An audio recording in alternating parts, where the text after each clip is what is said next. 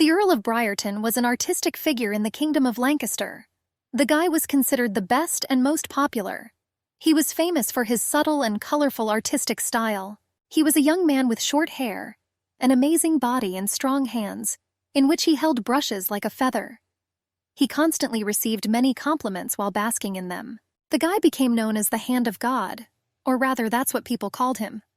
According to one girl, only those who did not know him personally called him that. The Count stood in the shadows and listened to the girl when they were on the balcony. She angrily said that not all of the artist's works belonged to him. As it turned out, some of the paintings were of his wife. The lady was holding in her hand a small picture of the Earl of Briarton's face. The guy thoughtfully said, "Interesting," and then fell silent, pondering the statement of his interlocutor. Then he continued to ask. He didn't understand why Countess Braintor allowed her husband to get all the glory. The fair-haired girl pressed her hands to her chest as if from the cold. She didn't know what to answer. And the fair-haired guy continued his thought. He said that Elton was the most influential media company in the area. Its owner was the Duke of Sussex. The girl began to ask to publish the real story of her husband. She presented the newspaper with this story, and almost crying, she began to say that she wanted her normal life back. The girl began to remember how in his youth he proposed to her. At that moment she lost her parents. Then she remained the only heiress.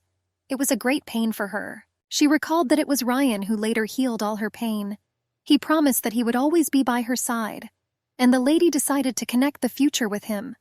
The girl thought then that she needed to let go of the past. While they were having a moment of happiness, a group of people stood nearby. They discussed whether the second son was ready.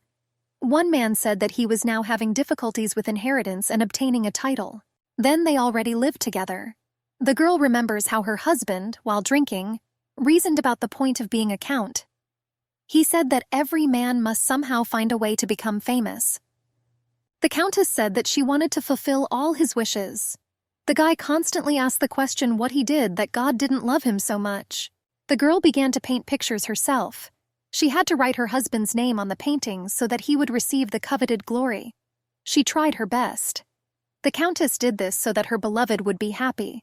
At one of the gatherings with a friend, she asked how often the Count was at home, to which she replied that not often, because according to him, he constantly worked in the workshop. And the girl sadly claimed that recently he always returned drunk. And after a pause she added that once he even smelled of women's perfume.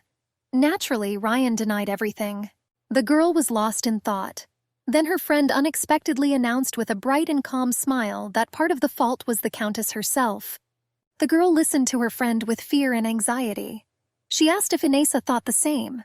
Her green eyes darted from side to side because this was clearly not what she wanted to hear from her close friend. And she continued calmly and with a bright smile. She said that it was allegedly dishonest that the Countess was not very attractive to men, because they did not like crazy people like her. The green-eyed girl tried to hold back her tears. Breathing heavily, she asked what she should do next, and she said with a laugh that if she were the Countess, she would simply leave Ryan alone. Inessa did not understand what her friend was leading to and tried to ask a question, but she interrupted her. The friend assured that the Count loves freedom and that perhaps if you give him this, then you can thus save their relationship. The Countess pondered, looking down, and her friend covered her face with her hand and looked at Inez with displeasure. At that moment, her smile completely disappeared from her face, and she angrily squeezed her bright lips. Inessa pursed her lips and was clearly training, thinking about everything. Suddenly, her friend took her hand with both hands. With a kind note, she began to assure that she was saying all this only because she cared about her. The girl's eyes stopped moving and she even somehow relaxed and squeezed out a small smile, agreeing with her friend. She stood up and thanked Charlotte for her concern, adding that she appreciated it all. She recalled one of the nights when she sat alone. The girl was worried about Ryan, because 3 days had passed since he had not returned from the workshop, and she assured herself that he had a lot of work to do. Inessa was upset, because that day was their wedding anniversary. Suddenly, a great idea came to her mind to come to him and surprise him by doing something nice. The girl was already walking through the workshop, carrying in her hands a basket with warm, fresh food and a bottle of wine. She asked herself how surprised her husband would be. Inessa clarified that she loved her husband with all her soul, because he was her childhood friend. In her opinion, This was enough for love. She recalled how she was already approaching the door behind which was the Count. Then she already began to open the door. The room was filled with soft moans from her friend and her husband. Charlotte asked the Count who he would stay with if Inessa found out everything. He replied that he would stay with Charlotte. The guy held the girl in his arms. Their moans scattered throughout the room. In a fit of passion, he uttered words of love to Charlotte. Inessa stood and looked at what was happening through the slightly open door. She dropped the basket in shock. As a result, all the food scattered and the bottle of wine shattered. Then she went into the room covering her mouth with her hand. Charlotte was sitting on the table. Their games were interrupted. The lovers looked at the Countess. Inessa could only ask what it all meant. The Countess remembered that after that incident in the workshop, Ryan completely changed his attitude towards her. He tried to convince her. He only said apologetically that he had made a mistake and that it was nothing serious. The Count assured that men sometimes behave like children. He promised that he would work things out with Charlotte. And he stood in front of his wife, looked at her with a frightened look and held her hands. He hugged the Countess sharply and tightly. Her eyes sparkled with surprise. The Count insisted that she was his only one. She burst into tears and could not refuse him. With tears she hugged him and assured him that she still loved him. The girl continued to draw pictures on behalf of her husband. She asked herself if it was all strange, and she assumed that maybe Ryan cheated on her because she wasn't good enough. Inessa thought that if she tried harder, he could become famous and return to her. She worked so hard on the paintings that she herself got dirty. And yet her hopes one day came true. She was painting a picture when she suddenly felt her husband's hand on her shoulder. He unexpectedly praised her for her hard work. Her smile shone brightly and tears welled up in her eyes. Out of happiness, she screamed his name. He smiled too and continued to praise her. Then he paused. Ryan asked the girl if it was time for them to get a divorce. She fell silent and looked at her husband in bewilderment for some time. He took her hand and began to squeeze it lightly. Her eyes seemed to turn gray. She continued to look silently at her husband, and he mockingly declared that Inessa was no longer the Countess of Briarton, calling her a psychopath. The girl broke out in a cold sweat. She asked again with fear, still not understanding anything. Squeezed into a chair, she looked up with her mouth open. He held the document in his hands and said that they would come for her soon. Ryan added that this was their last meeting. She jumped out of her chair. The husband repeated with ridicule that Inez was the former Countess of Briarton. Without thinking, she ran out of the castle in fear. She understood that she had to run away. The girl ran through the narrow streets. She didn't want to let them take her. Sobbing, Inessa simply ran along the ray of the sun, asking myself questions about how this could happen. A carriage was driving around the corner at high speed. The girl stopped, looking at the horse in shock. There were people screaming that the carriage had hit someone. The girl lay in her own blood and could barely breathe. People began to run up to her, trying to help. Someone started shouting for a stretcher to be brought. Inessa did not react to anyone and only looked at the sky, breathing slowly. She said to herself that she dedicated her life to her husband. She gave her title and glory to him, as well as her life. Having finished her recollection, the girl declares that she would like to regain everything that is hers. The Countess's husband called her a psychopath, and the friend said that she should be taken care of. The girl woke up sweating on her bed. The servant woke her up. Inessa immediately got out of bed. The maid fearfully said that she was worried about the lady. The servant asked the lady if everything was fine. Inessa looked at Mary in bewilderment. Our heroine clutched the blanket in her hand, breathing heavily. Without understanding anything, she looked around the room. The girl took hold of her face and asked herself what was wrong with her. Mary began to calm the lady down and reminded her that today was an important day. The Countess asked what day it was. The servant said with a smile that today was Inessa's wedding anniversary. The green-eyed girl began to look at one point, not understanding what was happening to her. The girl screaming to ask what date it was today. Mary stood in bewilderment and was slightly frightened by the mistress's harshness. The maid stammered that today was the 28th of May, 1825. Inessa sat on the bed in complete shock and held her head. The girl realized that today it was exactly 3 years since she found out that her husband was cheating on her. She started to sweat again and grabbed her hair. She realized that she had returned to the worst wedding anniversary of her life. The Countess quickly changed her clothes and began to walk around the castle, thinking about her actions. Mary followed and tried to calm the alarmed mistress, but Inesa completely ignored all the servants' words. The two of them reached the dining room. The lady asked why there was so much food on the tables. At first, Mary looked in bewilderment, and then explained that it was a gala dinner in honor of their wedding anniversary. The girl wrung her hands and lowered her head. Afterwards, she asked the servant to leave her alone for a while. The maid herself began to get nervous. Mary assured that the lady was not feeling well. Inesa, on the contrary, insisted that everything was fine with her. She turned to the maid and once again asked to be left alone. Not though the servant agreed and left, closing the door behind her.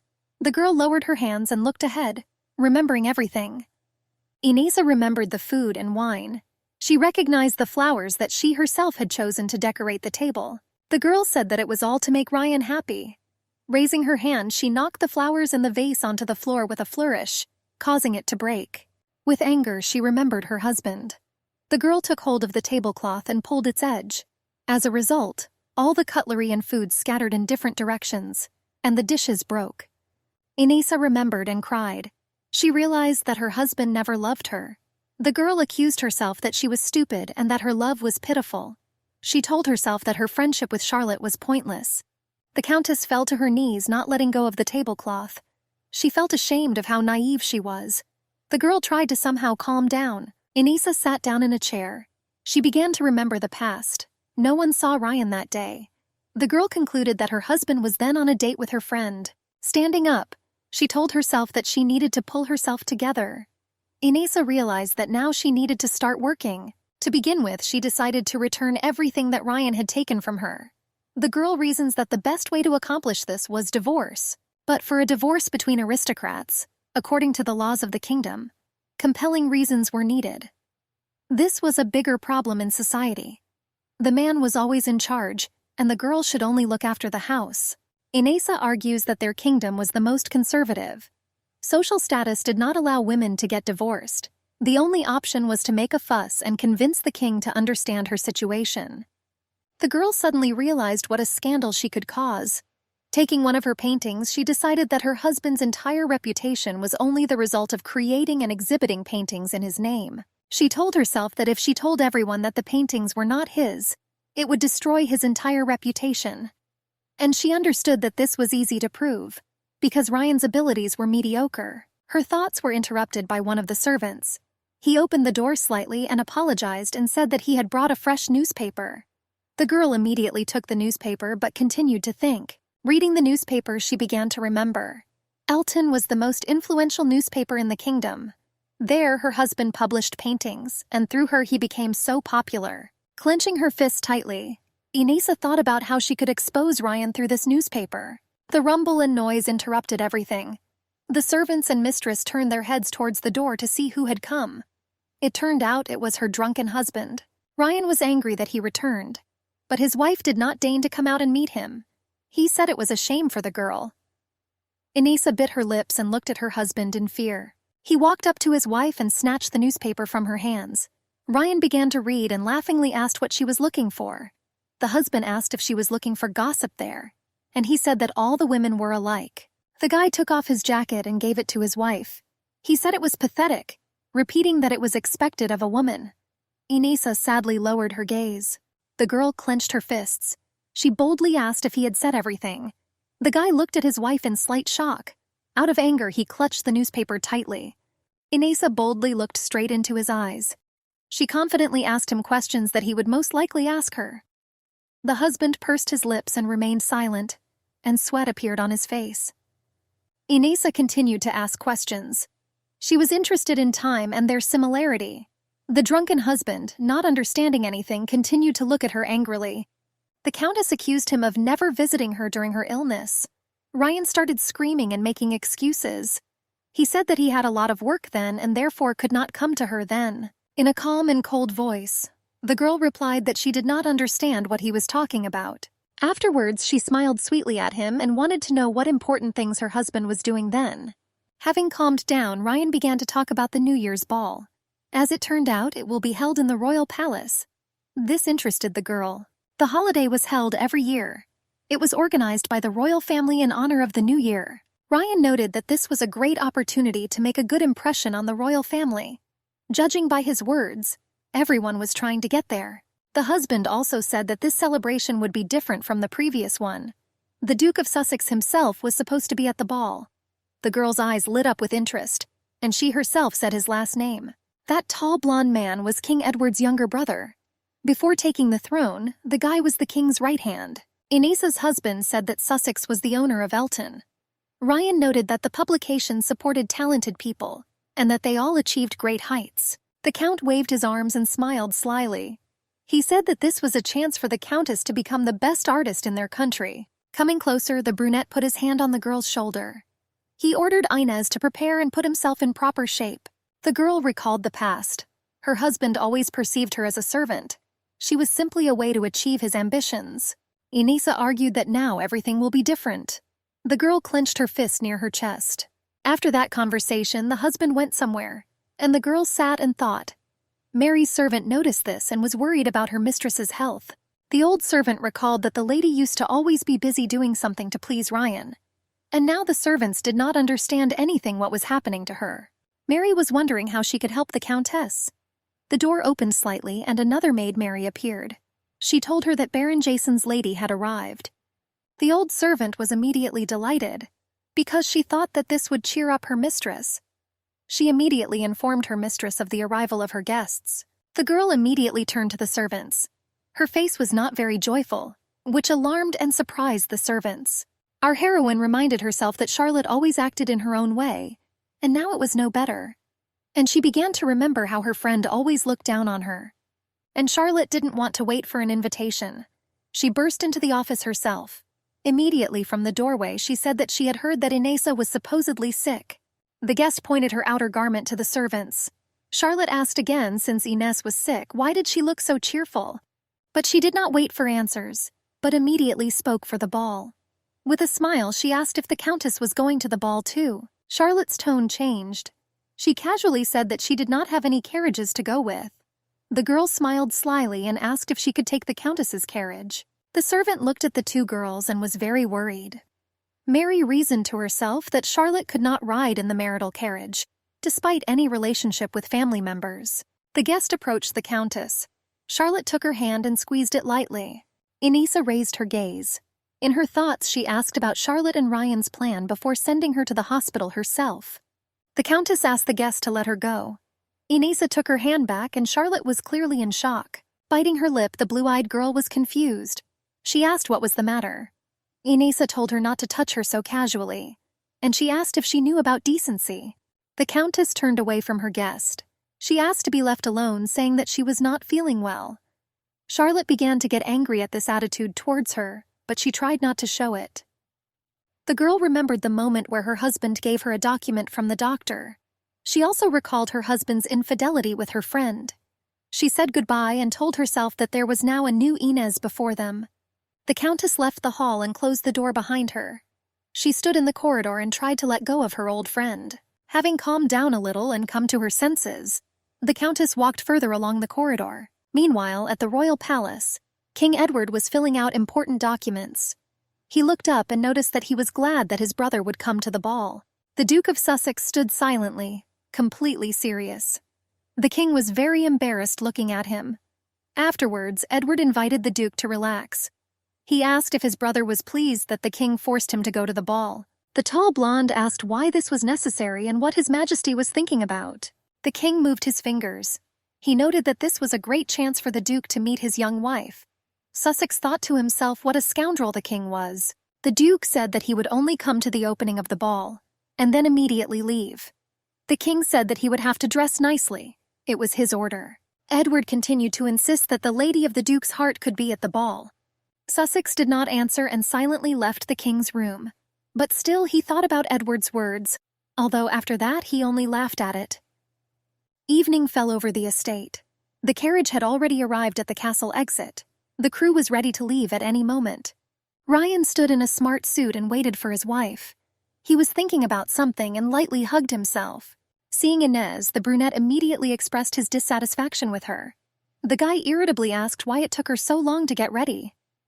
The Countess approached her husband in a very beautiful and chic dress.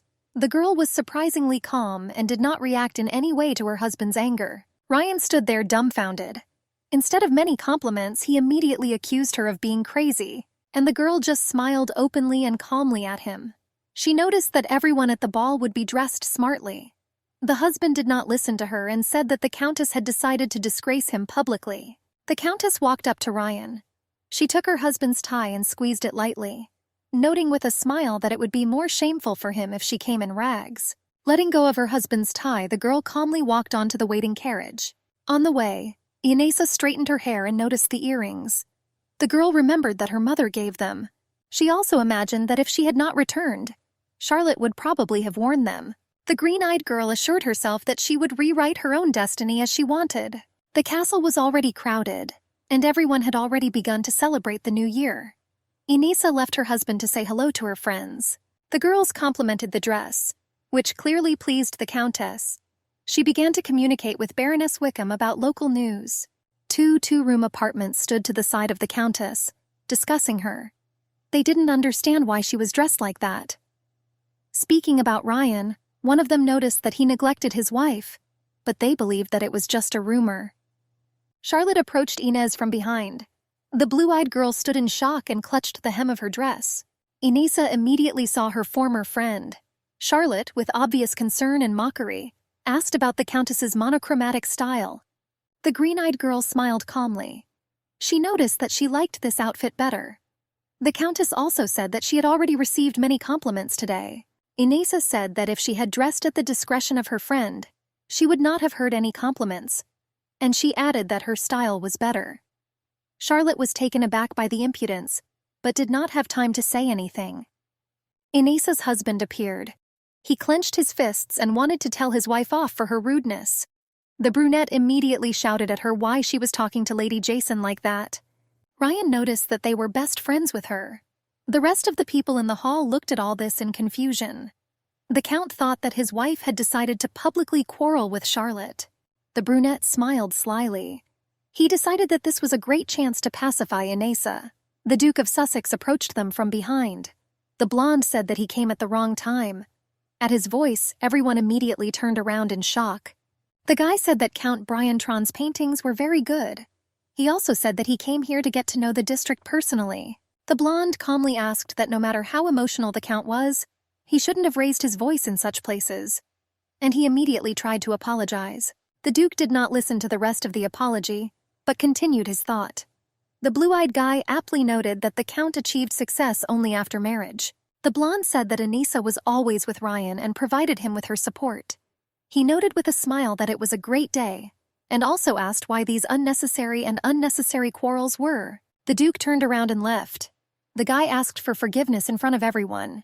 He also wished everyone to have a good time. The Count was angry and clenched his teeth, and the Countess tried not to cry with happiness. Her efforts were appreciated for the first time, which made her happy. At that time, the Duke was already standing on the balcony and thinking about the evening. He understood that he couldn't help but show up there. But those people infuriated him. Suddenly, the blonde heard footsteps behind him and immediately turned around. His eyes shone. It was Countess Briarton. The girl bowed her head as a sign of respect and greeted him. The Duke left his hand on the railing.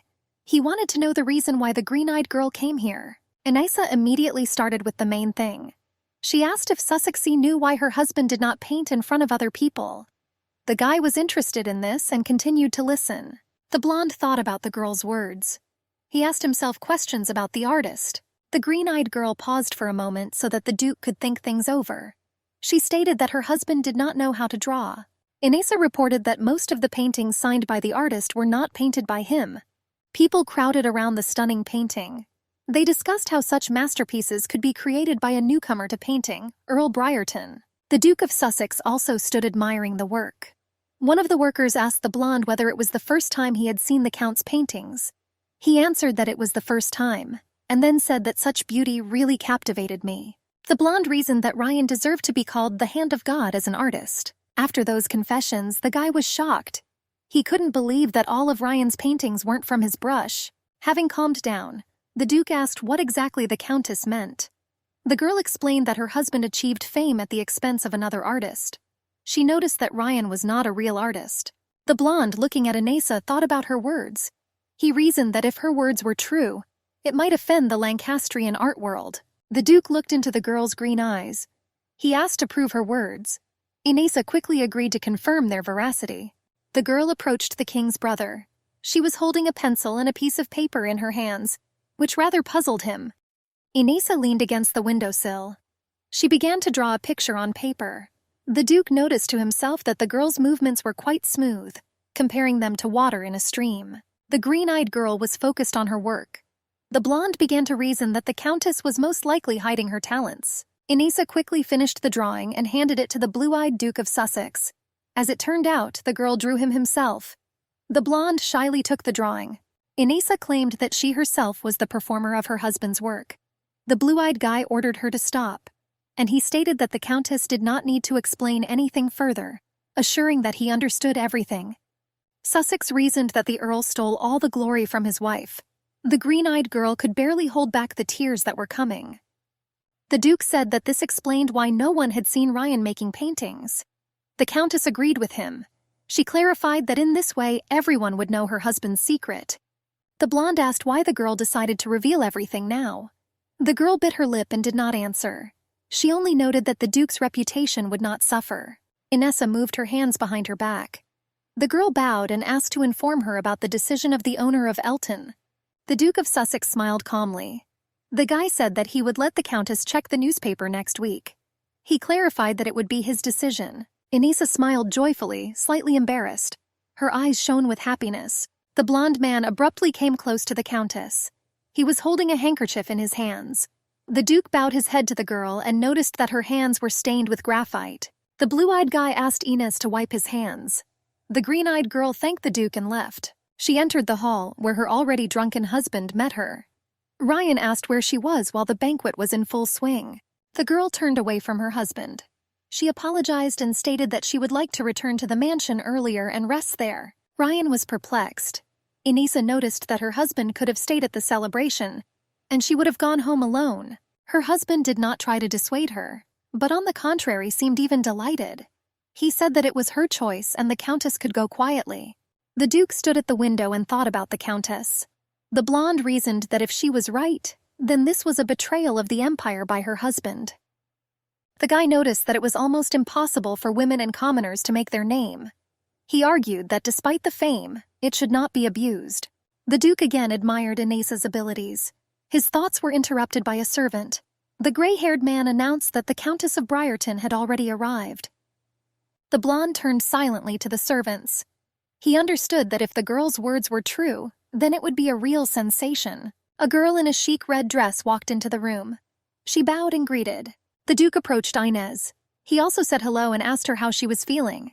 The Countess noticed that thanks to the blonde, everything was fine with her. The two of them sat down at the table. The servant brought them hot tea.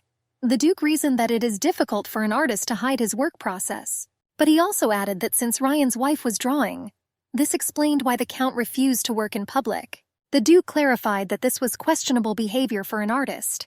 He added that there was no reason to trust the girl. The guy reasoned mentally.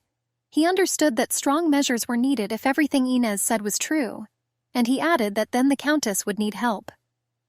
The Duke noted that despite the high position of the Briarton family, simple help would not be considered a political game. His thoughts were interrupted by Inez. The Countess stated that she knew that the Duke could not help her. The girl clarified that she wanted to offer a job, and according to her, no one would suffer from this. She stated that she would like to completely destroy her husband and become an independent woman. The Duke was clearly tense. The guy suggested that the girl talk to her husband. He clarified that since the Countess wanted to write an article about this, she needed a good reason. The blonde asked what she wanted to achieve by exposing the Count. Inessa lowered her head. The girl understood that for the Duke she was nobody and that he had his own woman. The Countess clarified for herself that the interlocutor's wife was her friend Charlotte. The girl clenched her fists. She told herself that in their country it was difficult to obtain a divorce on the grounds of adultery. Inessa continued to tell herself that her life was wasted. She understood that she gave her life for her husband, so that he would become famous. After some thought, the girl said out loud that she would like to return everything that belonged to her. The Duke realized that the Countess's goal was to confiscate her husband's property and title. He realized that the girl was going to do it all through Elton. The guy asked if Inesa was sure of her decision. He explained that his newspaper was read throughout the kingdom, that after such an article, the scandal could affect the countess herself. The blonde said the article was tempting, but he believed that it would be better to think carefully before making the final decision to act. The girl lowered her gaze in embarrassment. Inesa was surprised that the stranger cared about her more than her husband. The countess repeated again that she had already decided everything for herself. The duke led her somewhere along the corridor. He noted that in order for everyone to see the article, it had to be sensational. Before entering the room, the guy began to explain that the most important thing was to prove that Ryan's paintings were painted by his wife. The blonde noticed that he had several works of the countess and she could only redraw them. Inesa walked around and inspected the workplace. She reasoned that 3 years had already passed and a lot had changed since then. But the girl assured herself that her talent had not changed. The girl braided her hair for convenience. She touched the canvas and smiled joyfully. The countess resolutely set to work. She tried her best with all her strength. As it turned out, the duke was standing behind her the whole time. He asked if the girl had finished her work. Inesa was very scared because she did not know about the guy's presence until the last moment. He immediately apologized. The girl moved away from the picture. She clarified that there was still a little time left before the painting was finished. The duke reassured her, saying that it was not a problem. The guy looked at the picture in admiration. He said that only a fool would not believe his own eyes. He wished her a good future and called the countess the Hand of God. The blonde stood at the gates of his castle. Inesa was at her carriage. The guy wished her a good trip and asked her to be careful. The girl looked away, embarrassed. She handed him a handkerchief. The duke immediately recognized his item. Inesa smiled and assured that the guy had really helped her out in a difficult situation. The duke came closer to take the handkerchief. He asked why the countess smiled so much. The girl immediately covered her mouth, thinking that it was unpleasant for the guy. Sussex insisted that he was just pleased. He again warned the countess to be careful. Soon Inesa arrived at her house. She was immediately greeted by a maid. Mary was excited. The countess asked what happened to her husband. Soon our heroine walked into the matrimonial bedroom. Drunk Ryan snored sweetly. His wife sat down next to him. The countess took his shirt and saw traces of lipstick on it. Inesa smiled calmly, looking at her husband. The gray-haired servant read out the article. He talked about the situation in the Briarton family. The man clarified that the article also wrote about the count's relationship with Charlotte. The duke admired Inesa's painting. The guy didn't listen very carefully to the servant's story. The man asked if Sussex was listening to him. The blonde apologized and turned to the gray-haired servant. The worker noticed that the king would probably be interested in the identity of the real artist. The guy again did not listen and continued to admire the picture. This was already starting to anger the servants. The duke began to remember himself when he was still a prince. People predicted that he would take away the succession from Edward. They praised the guy's talent. But someone noticed that over time he became envious. The old man from the memories praised the boy. That man suggested postponing the coronation of Susaic's elder brother and waiting for the prince himself to grow up. Everyone agreed with him. The nobles continued to laugh, saying that they must not forget Mr. Felix after the coronation of the successor. The woman noticed that they were all one family. Afterwards, the duke recalled how he came to his older brother in tears. The little blonde man walked up to Edward. The future king responded to his brother with a smile. The guy asked Enoch why he cried so much. The brother stroked the duke's head and calmed him down. Edward jokingly said that he would punish anyone who offended him. Enoch then concluded that the nobleman's words were just an empty phrase. His thoughts were interrupted by a gray-haired servant. The man noted that after the publication of the article there would be a lot of excitement. The duke calmly agreed. Remembering, he said that when he gave up the throne, people were indignant for a long time. The blonde compared this to the same thing that will happen now after the revealing article. The guy reasoned that this could be such a strong article that it could even attract the people of the empire. He declared that the Countess of Briarton was truly a genius. The servant was perplexed. The duke explained that Inesa, hiding in the shadow of her husband, ruined her talent. The blonde said that he was sincerely sorry for the countess. The man asked what Sussex was going to do. Enoch thought for a moment. The duke noted that it was necessary to attract the attention of the citizens of the kingdom. The guy said that he was organizing an exhibition on his behalf. The blonde clarified that the exhibition will include Inesa's works. The gray-haired servant immediately tensed. The man said that there would be a commotion right away. Enoch agreed with this and said that rumors would spread. The blonde decided that the title of the future exhibition would become the title of the article. The next day, news about the exhibition was already published. All the people were discussing it.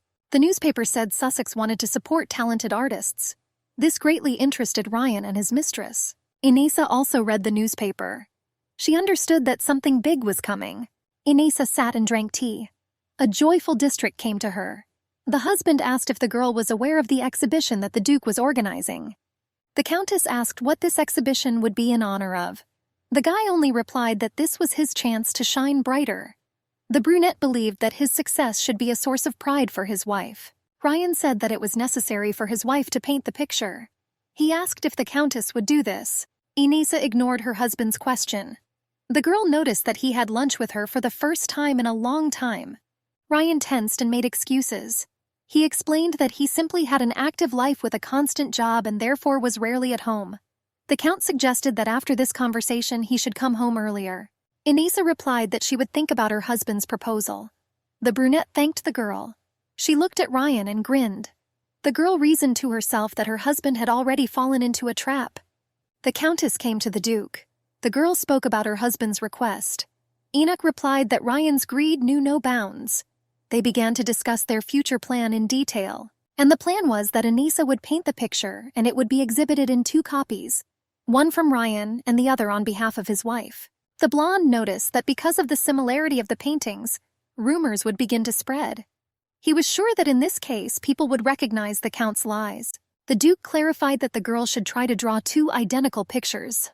Inesa thanked the blue-eyed guy for giving her the chance. Enoch asked if the Countess needed some space to paint the necessary works. The green-eyed girl said that she already had an idea regarding the place of work. The Duke and Inesa walked along the crowded Wabong Street, going to the right place. The guy praised this place and said how wonderful it was. The girl noticed that the street was convenient, because right there you could buy all the necessary items for work. In her mind, she was surprised that the Duke followed her, wanting to support her. Inesa compared the Duke to her husband. While Ryan avoided communication with ordinary people, Enoch, on the contrary, attracted attention.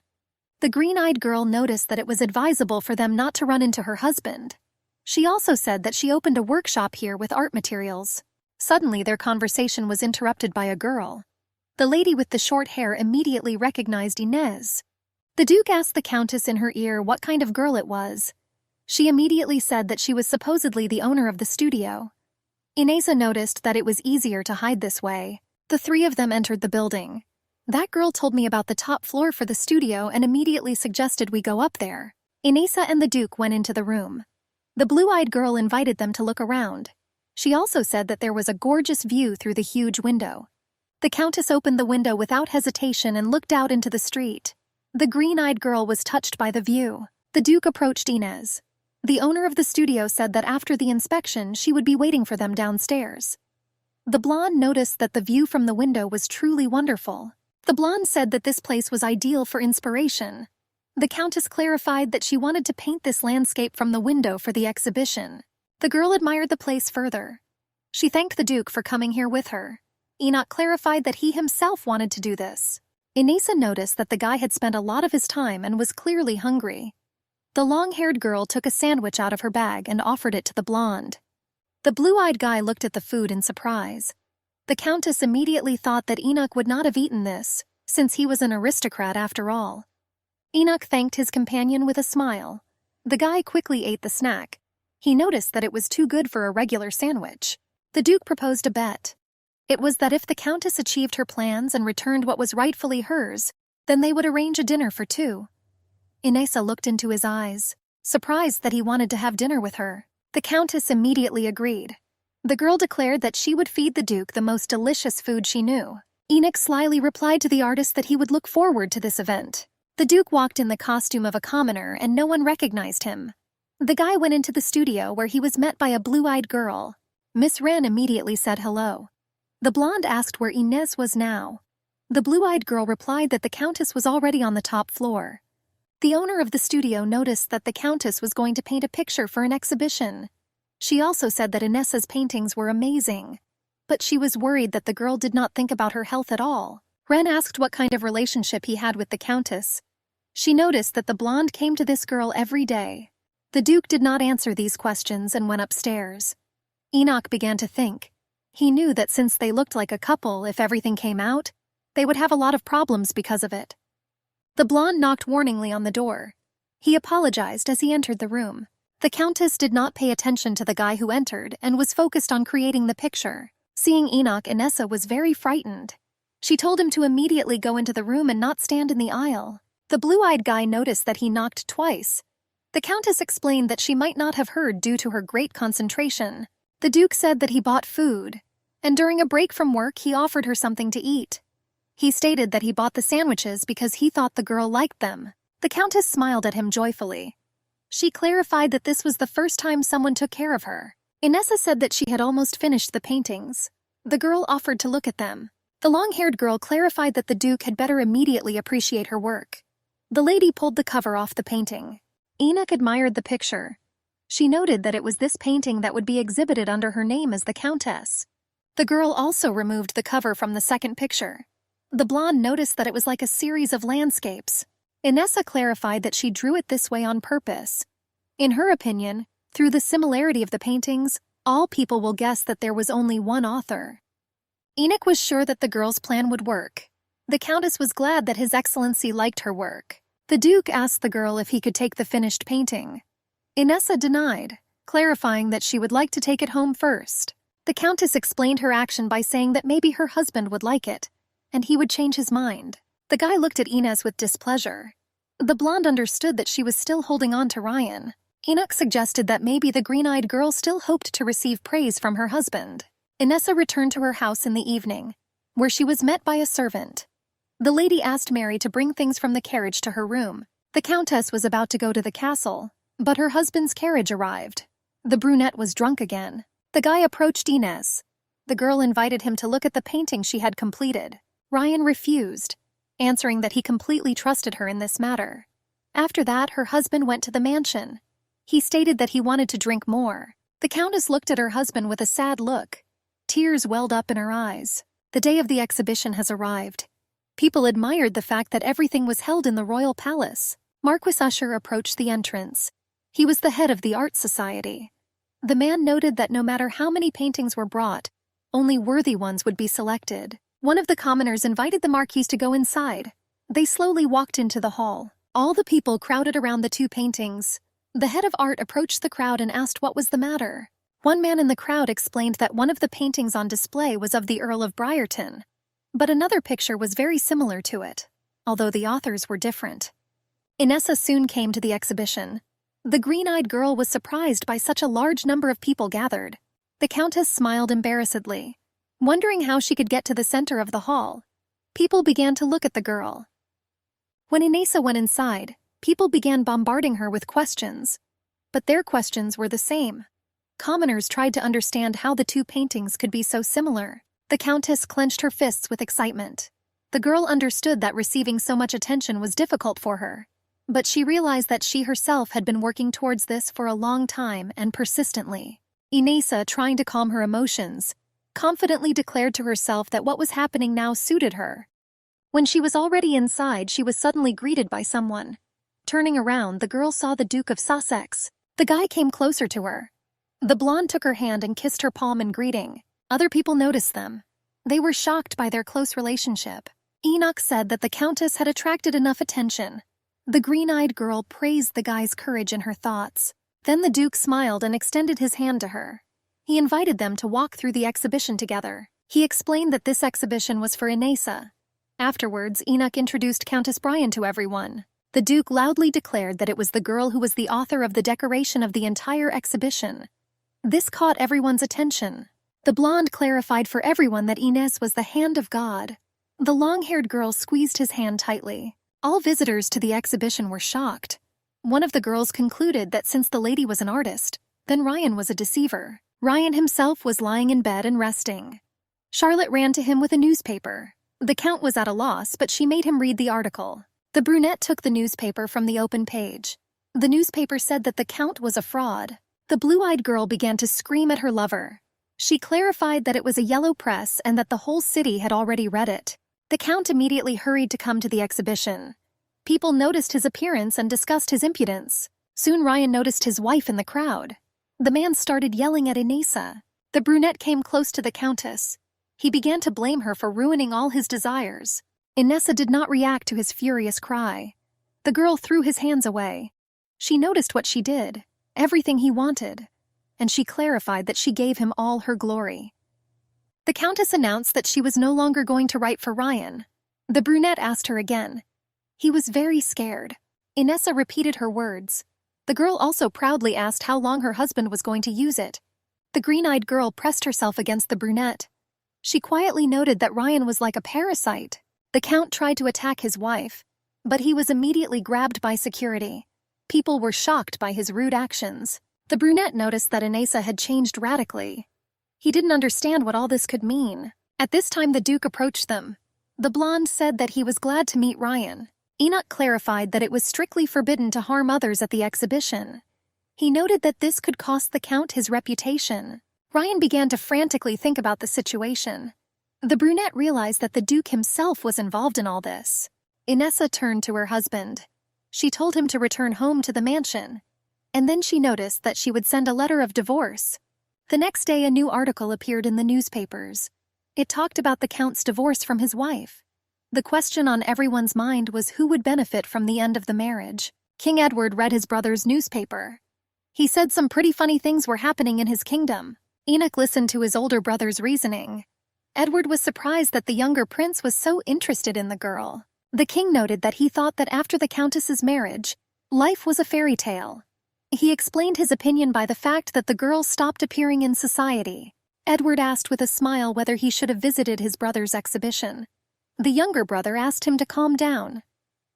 The blonde noticed that it was not easy for the lady now. The guy also asked his brother to just watch. Enoch clarified that even if the king had visited the exhibition, he would not have met the Countess. Blue-eyed noticed that the lady was busy with a divorce. After some thought, the Duke asked what verdict Edward had made. After a short pause, the elder brother smiled awkwardly. He replied that he had not decided what his verdict would be. The king began to speak seriously. He said he would make a decision after thorough checks. Edward wanted not to be biased towards either side. The elder brother advised the Duke that since he decided to side with the Countess, he should be prepared for the verdict. Inessa moved to the Hamilton Hotel during the divorce. This hotel was specially designed for popular guests. There were always a lot of journalists near the hotel gates. They all wanted an interview with the green-eyed girl. The lady stood at the window and looked at the whole crowd. The decanter noticed that her daily life had become a burden. She was thinking about the exhibition. The girl was shocked. Only one day filled all the newspapers. Her husband, unlike her, constantly gave interviews. Ryan played the victim. But everyone understood that in the newspapers Elton's excuses for the brunette were insignificant. Inessa clenched her fists with anger. She wanted to kick the Count out of the mansion. The lady reassured herself that there was no need for this until they were divorced. The Countess remembered Enoch. The long-haired girl understood that she had come all the way thanks to the help of the guy. The lady's reasoning was interrupted by the servant. The guy asked for forgiveness but said that he let the man in despite the prohibitions. He clarified that the person who broke into the hotel was Viscount Guo's wife herself. Inessa was shocked to hear the name. She was scared because her mother-in-law had come. The lady recalled the days before the wedding. Then Ryan's mother said that she was happy that she would be part of the family. The old woman said then that she could not cure the loss of her parents, but she declared that she would become the second mother of the Countess. After Inessa, I remembered what happened after the wedding. The girl recalled how her husband's father and Ryan himself began to siphon money from Briarton. She also remembered how her second mother began to belittle her. The girl went down to her husband's mother. The old woman immediately began to express her dissatisfaction with the fact that she was not allowed into the hotel. The brunette began the main topic of conversation. She asked if the Countess understood what she had done at the exhibition. The mother-in-law started yelling. The old woman stated that since Inessa was married, she had to obey her husband. Also, the woman did not understand how the Countess dared to treat her son this way. The lady sighed calmly. The green-eyed girl announced that she would be divorcing Ryan. This shocked the brunette woman. The mother-in-law accused the Countess of not giving birth to an heir during all this time. She clarified that in this way, Inessa was putting all the honor of Briarton at stake. The long-haired girl began to get angry. The lady asked why the woman decided to speak about the honor of the Brighton family. The Countess clarified that after the divorce, the matter of the county family would not concern them. She insisted that she was glad it was all over. Viscount Guo's wife became even more angry. The lady continued, "A thought about children." The girl clarified that everything still needs to be clarified with the children. Inessa told her husband's mother that Ryan had an affair. The Countess mockingly suggested that her son might already have children. The mother-in-law lowered her head and sighed in relief. Looking up at his daughter-in-law, her expression changed. The aunt, with kindness as before, explained that the lady was still very young and did not fully understand their world. The woman approached the Countess, gently taking her hands. The brunette noticed that all men sometimes had fun outside the house and that this was the norm. Inessa did not raise her calm but angry green eyes. The girl recalled the early loss of her parents. The lady understood that in any situation mother was for Ryan. She was always angry that her mother-in-law was targeting the inheritance of the writer Beck. The Countess removed her palms from the woman. The girl called herself a fool for putting up with all the actions of her husband's family. Security grabbed the furious mother-in-law. The mother's face changed again. She stopped hiding her real emotions and shouted that the Countess would not get an easy divorce. The brunette assured the lady that nothing would work out, and she would not win in court. The woman also said that Inessa would still be on her knees and beg for forgiveness. Servants took the husband's mother away from the hotel. The girl pressed her shaking hands to herself. Mentally, she calmed herself by standing still. Suddenly, with shouts of the Countess's name, the door opened again. Slightly sweating, the Duke stood in the aisle. The guy came closer to Inessa. Enoch explained that he just came to check everything. The lady sheepishly replied that there was nothing wrong, only her mother-in-law dropped by to visit. A crowd of onlookers gathered behind the slightly open door. The girl noticed that the showdown with Ryan's mother caused a stir. The blonde said displeasedly that he told the administration not to let anyone in. The Duke and Inessa crossed glances and froze. The guy was a head taller and always looked down. He hesitantly invited the Countess to temporarily live in his mansion, a luxurious, huge house on the banks of a frozen river. There is only forest and mountains of snow around. Complete wilderness, and there were no neighbors nearby. Inessa didn't think much about the house. She admired the forest more.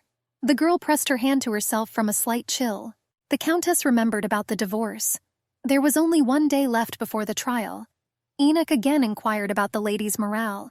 She couldn't fully answer the question. The green-eyed girl only noticed that there was fear that there would suddenly be a loss. She realized that in this case she would have to return to her husband and continue her old life. The blonde suddenly grabbed her shoulder. The guy assured that a loss would definitely not happen.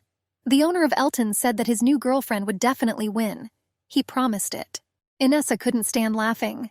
She jokingly said that it was the first time she heard Excellency raise his voice. The lady, in order to reassure the Duke, noticed that with him she finally relaxed a little. Looking around the forest, the Countess's gaze stopped at one point. A couple of rabbits were sitting in the snow. Inessa immediately began sketching them. But remembering that she was not walking alone, she turned to Enoch to find out if he didn't mind waiting while she painted. The guy did not stop her. The lady squealed with joy. She was greatly touched by those hairs. The blonde watched her joy, thereby making himself happy. The Duke folded his arms across his chest. Inessa's words about how he raised his voice were spinning in Enoch's head. His lordship himself was embarrassed that it was difficult for him to control his emotions in front of his girlfriend. The final day has arrived. Divorce hearing day. People sat all over the hall to find out the verdict of this whole situation. The king sat highest on the throne. He announced the start of the trial. Edward examined the jury and their lawyers. Without thinking twice, the monarch turned to the side that was against the divorce. First, he wanted to listen to their opinion. Ryan's lawyer stood up. Serious man with a thick mustache. People whispered, discussing the lawyer. As it turned out, it was a professional divorce specialist, Viscount Turner. Clearing his throat, the man began his speech. His speech was based on the fact that, in his opinion, the matter was strange. He considered the Countess's arguments about the appropriation of her paintings to be nonsense. The king interrupted the lawyer. Edward noticed that at the exhibition there were identical paintings, but from different names. The mustachioed man explained the similarity of the paintings by the fact that the couple had been painting together for a long time. The lawyer decided to end his speech with Inessa's accusations. He loudly declared that all the girl's empty accusations only spoil the reputation of Briarton, as well as the court. The Duke sat at the end of the hall, hidden under his hood. He was bothered by the audience's opinion. People relatively believed the Count, because there was never any full-fledged evidence of the theft. The king, having listened to their opinion, turned to the lady. He offered to listen to the opinion of the party who wanted a divorce. Her lawyer stood up nervously and loudly. While the lawyer was getting up, his papers almost fell, and in the confusion he collected them. The young guy nervously introduced himself. His name was McDowell. People, seeing the Countess's lawyer, whispered again. The commoners were worried about her. Everyone thought that at that time the head of the family simply could not find a suitable lawyer. Inessa was surprisingly calm. The lady saw the future in the young man. The girl imagined that the guy would become the first lawyer in the kingdom. The Countess looked at the king. Her emphasis in court was not on an expensive lawyer but on the future. The young lawyer began his speech. He asked the opposite side to confirm their words regarding the same drawing style. The mustachioed man calmly confirmed his words. The young man invited everyone to look at the paintings. These are the paintings that were on display. Afterwards, the lady's lawyer approached her husband. He asked Ryan to describe the process of working on the paintings. The brunette began to talk about the transparency of color, about the concentration of colors, about layers. Inessa was completely concentrated. The girl understood that her husband did not understand anything about drawing, and his words were only on the advice of his lawyer. The lawyer asked the final question. He suggested that the Count then work dry in order to avoid divorces. Ryan, suspecting nothing, confirmed the guy's assumption. The mustachioed man grabbed his customer by the shoulder. The man understood that he had made a strong mistake in words, but the Count did not understand anything. The young man replied with a smile that the paintings were painted using the wet-on-wet technique. The boy with glasses concluded that the opposite side was not at all aware of how the paintings were painted. The husband's lawyer and Ryan himself began to make excuses. Screaming with one voice, they tried to prove that these were just slips of the tongue. The mustachioed man said that then let the lady tell the real story of the painting. Inessa, throwing her head back, calmly answered. She told where and how the picture was painted. The young man in glasses addressed himself as Excellency. The guy stated that the Count did not know any information about these works. The lawyer again turned to the opposite side. The guy didn't understand, since the Count painted the paintings, why he was so confused. The rest of the room were whispering and were already on the wife's side. The man began to tearfully explain that his client was simply very worried about the divorce. The lawyer argued that nervousness may have caused Ryan's testimony to be inconsistent. The Count's lawyer began to remember how his client proposed to the lady. He noticed that then the young couple swore love to each other. And now everything was destroyed because of Inessa. The guy thought about the words of his competitor. He understood perfectly well that this was just a trick, so that everyone in the hall would sympathize with the Countess's husband. The mustachioed man addressed the lady. He sincerely said that he understood Inessa and her resentment towards Ryan. The lawyer said that her husband was not so faithful to her after the wedding, but he also clarified that this was only the inevitability of social life. According to the lawyer, the woman was simply lonely due to the frequent absence of her husband. The man asked if this was such a problem that it was necessary to resort to perjury. His words infuriated Inessa. The lawyer ended his speech by saying that it was not worth all the fuss, and that it was better to stop the case and leave them together. The lady did not tolerate such words addressed to her. Rising up, she rested her hands on the table. The green-eyed girl stated that Ryan loved one woman and was with another woman. The Count sat in a cold sweat. The brunette pretended that he did not understand the girl's words at all. Inessa grabbed the newspaper. This newspaper was Elton, published on the day of the trial. It talked about accusing her husband of treason, and there was also evidence there. The Duke's hour has come. At Enoch's click, the servants began bringing out bundles of newspapers. His subordinates quickly began distributing them to everyone present. People read newspapers and whispered again. Now everyone understood why the Countess asked for a divorce. Everyone began to realize that Ryan was a cheater. Inessa continued her speech. The lady loudly declared that no family life initially existed, and her husband needed the title and reputation of an artist. Ryan was simply taken aback. Screaming, he declared that it was all the ravings of a crazy woman. His lawyer tried to stop and calm him down. The king appeared. Edward began to draw conclusions. The guy said that he listened carefully to both sides and stated that at this point it was already possible to make a decision on the case. But in order for the decision to be completely reliable, the monarch proposed a deal. The couple will repaint the street of workshops right in front of everyone. The countess's side was fully prepared for this. Court workers brought everything to paint pictures. In a couple of minutes, everything was ready, and the artists were sitting in their places. The king announced the start of authentication. While the count was nervous and trying to draw at least one line, his wife was calmly drawing a template for the house. The whole hall watched their work. After a couple of minutes, the servant who was keeping time announced that it was time to finish, and so the hour of authentication came. Before the paintings were shown, the king stopped everyone. Edward asked the countess if she really wanted to divorce her husband. The king concluded that Inessa's goal was to restore her name and property rights. The monarch slowly brought everything to the final question. He asked if the king's name was the guarantor of the countess's goal. Then would the lady continue to live her married life with Ryan? Inessa answered without hesitation that she was against the king's proposals. The countess recalled and recounted the day Ryan proposed. Then she thought that marriage would make up for all the shortcomings in her life. The girl hoped that marriage would give her the family she never had. With chagrin, the lady noted that then she believed that the count would heal all her wounds. Her ladyship walked into the middle of the hall. She recalled the feelings she had experienced over the past month. I remembered the people I met. The green-eyed girl calmly, without a drop of regret, stated that she did not want to return to the past and was ready for a divorce. Inessa joyfully stated that this moment was the acquisition of a second life. The king, having listened to the countess, continued his speech. Edward began to officially declare the final verdict. Ryan stood in a cold sweat and could not say a word. The monarch declared that from that moment on, the Briarton marriage was completed. From that moment on, the title of head of the family was returned to Inessa. Excellency officially announced the end of the trial. People were in turmoil and quite loudly discussing everything that was happening. Many wanted to understand what would happen to the former count. Ryan tries to talk to his ex-wife, but when he was already approaching her, the Duke sharply blocked his path. Enoch's eyes were cold and clearly angry. He asked again what the brunette wanted from the countess. The guy began to make excuses that he would like to talk with Inessa for a short time. But the blue-eyed Duke did not allow him to do this, explaining that the lady was tired after the meeting, and it would be better to talk to her another time. His lordship took the girl by the hand and led her away from her ex-husband.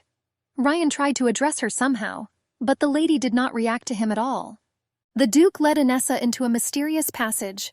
The blonde noticed that reporters could not get into this place. The countess wanted to ask something, but the king himself suddenly appeared behind her. Edward stated that that passage was only for the royal family. The monarch clarified that the girl was supposed to thank the Duke of Sussex. He explained that his younger brother had asked permission so that the lady could use that passage. The king, without hesitation, praised the countess's courage. He stated that that trial would be a good precedent for those who also suffer in such situations. Edward said that he was leaving in a good mood. In parting, he waved his hand to his brother and Inessa, thus saying goodbye to them. The Duke inquired about the countess's condition. The blonde made excuses that His Majesty had always been such a prankster. Inessa recalled the past. For her, these feelings were new. The realization that the past would never return was a shock. The lady burst into tears of happiness. She solemnly thanked the Duke for everything. But the guy was more scared, not understanding why she was crying. The blonde gently took her cheek and began to wipe it. The blonde said that there was no need to shed tears on that beautiful day. Touching the girl's forehead, Enoch tensed because the lady's face was hot. Inessa embarrassedly noticed that her head was spinning, and then she suddenly fell to the floor. The Duke ran closer, trying to lift her. While the guy was calling someone for help, the countess laughed hard out of awkwardness. But in her heart, she understood that now she was calmer than ever. Meanwhile, in another house, Charlotte tore the newspaper apart in anger. Furious, she remembered Inessa. Cursing, the blue-eyed girl declared that she would take everything from the lady. The lady woke up in her bed in her palace. Mary woke her up. The girl looked at her room with fear. Inessa sat down on the bed, pressing her hands to herself. She tried to understand how she ended up here. There was a fear that everything that was happening was a dream. The servant stood waiting for new orders. The countess, screaming, asked how she returned to the estate. Afterwards, she tried to find out how the trial went. The maid smiled sweetly, declaring that the lady had won in court. The maid clarified that now the girl was the rightful head of the family. The lady got out of bed and walked closer to Mary. The maid proudly said that now for her, Inessa is no longer a countess, but a mistress. The woman also said that the Duke brought the lady to the estate. The maid brought the basket, saying that it was a gift from Enoch. Inessa saw flowers and remembered that at their first meeting, she painted a still life with the same flowers. The green-eyed girl took a note wishing her a speedy recovery. The lady smiled shyly. She was touched by His Majesty's attentiveness, as well as his handwriting. There was also a newspaper in the basket. It was a fresh newspaper that talked about the results of the trial, as well as the whole truth about the relationship between Ryan and Inessa. The Countess reread the entire newspaper. The girl admired the efforts that the Duke had made before this article. The lady concluded that now the remaining problems need to be solved. Meanwhile, dramatic changes were taking place in their studio. The former Count stood in the middle and tried to stop the workers and find out what was happening there. Inessa appeared behind him. The girl said that she started everything with changes in the studio. The brunette knelt before his ex-wife. The guy asked her to change her mind and consider the decision to divorce. His voice was pathetic. Ryan was making an idiot of himself. The ex-husband praised the lady, saying that she was a wonderful wife, and he slandered himself that he was worthy of death and that he was so stupid. In a pitiful and quiet voice, the guy asked for another chance. The Countess listened to this pity with pleasure and delight. She clearly liked the fact that now they were kneeling in front of her and not vice versa. Inessa began to talk about the studio. She said that the atelier was created for her husband, that the girl personally chose all the smallest details and wallpaper especially for Ryan. Afterwards, she again remembered the day of the betrayal. With a smile, the lady noted that despite all her efforts, it was in this atelier that her husband cheated on her with Charlotte. Coming closer, the girl took the frightened brunette by the chin. The Countess calmly said that she trusted her husband and her friend, and they abandoned her like that. Inessa pushed him slightly and turned away. She congratulated Ryan Gott on his divorce. I also wished her a good life. Although she said with mockery that she did not imagine a happy future for the former Count. Ryan was infuriated by her words. The guy tried to grab the lady. He probably wanted to hit her, but that didn't happen. The security quickly grabbed the brunette and threw him to the floor. Their evil looks could frighten many, but their power could calm anyone. Inessa remembered her childhood. It only now dawned on her that all the servants were always on her side. They were always there and did not abandon her even in difficult moments. With a mockery, the Countess gave the order. Her orders were simple: get Ryan away from the studio. The security did not hesitate and quickly took the ill-wisher away. Mary brought a napkin so the lady could wipe the dirt off her face. Inessa loudly and joyfully thanked each servant. The Duke of Sussex appeared in the aisle of the studio. The blonde noticed that the lady had already settled the situation, and she wanted to ask how Enoch ended up near the studio. He didn't let me ask, answering that he was just passing by. The Duke walked inside, looking at the expanses of the building. He was wondering whose studio it was. Inessa explained that the studio was her ex-husband's. She told how she put her soul into this place. Walking closer to the window, the Countess tore off the curtain without hesitation. The lady happily announced that now it's easy to get rid of the atelier. The Duke suggested that it was possible to make an exhibition here or something similar. The guy tried to understand why he was sad when Inessa talked about her husband. And why did his older brother commission him to do all this? But at the end of his thoughts, he concluded that he understood everything. Turning to the Countess, he reminded her of the promise of dinner after everything was over. The lady agreed without hesitation. She joyfully declared that she was ready to pay for all the help provided by the Duke. But Enoch refused the money. His only request was to paint a hand-painted portrait. The guy wanted the Countess to draw him. In his thoughts, he understood that he would see Inessa more often this way. A couple of days later, the Countess began to paint a portrait of his lordship. The girl constantly asked him to bend over differently, or to hold his head differently. The Duke was confused by what was happening. The blonde casually noticed that he could have chosen a regular composition, and not such a vulgar one. Inessa smiled embarrassedly. The lady justified her ideas by saying that the portrait would be painted for her close friend.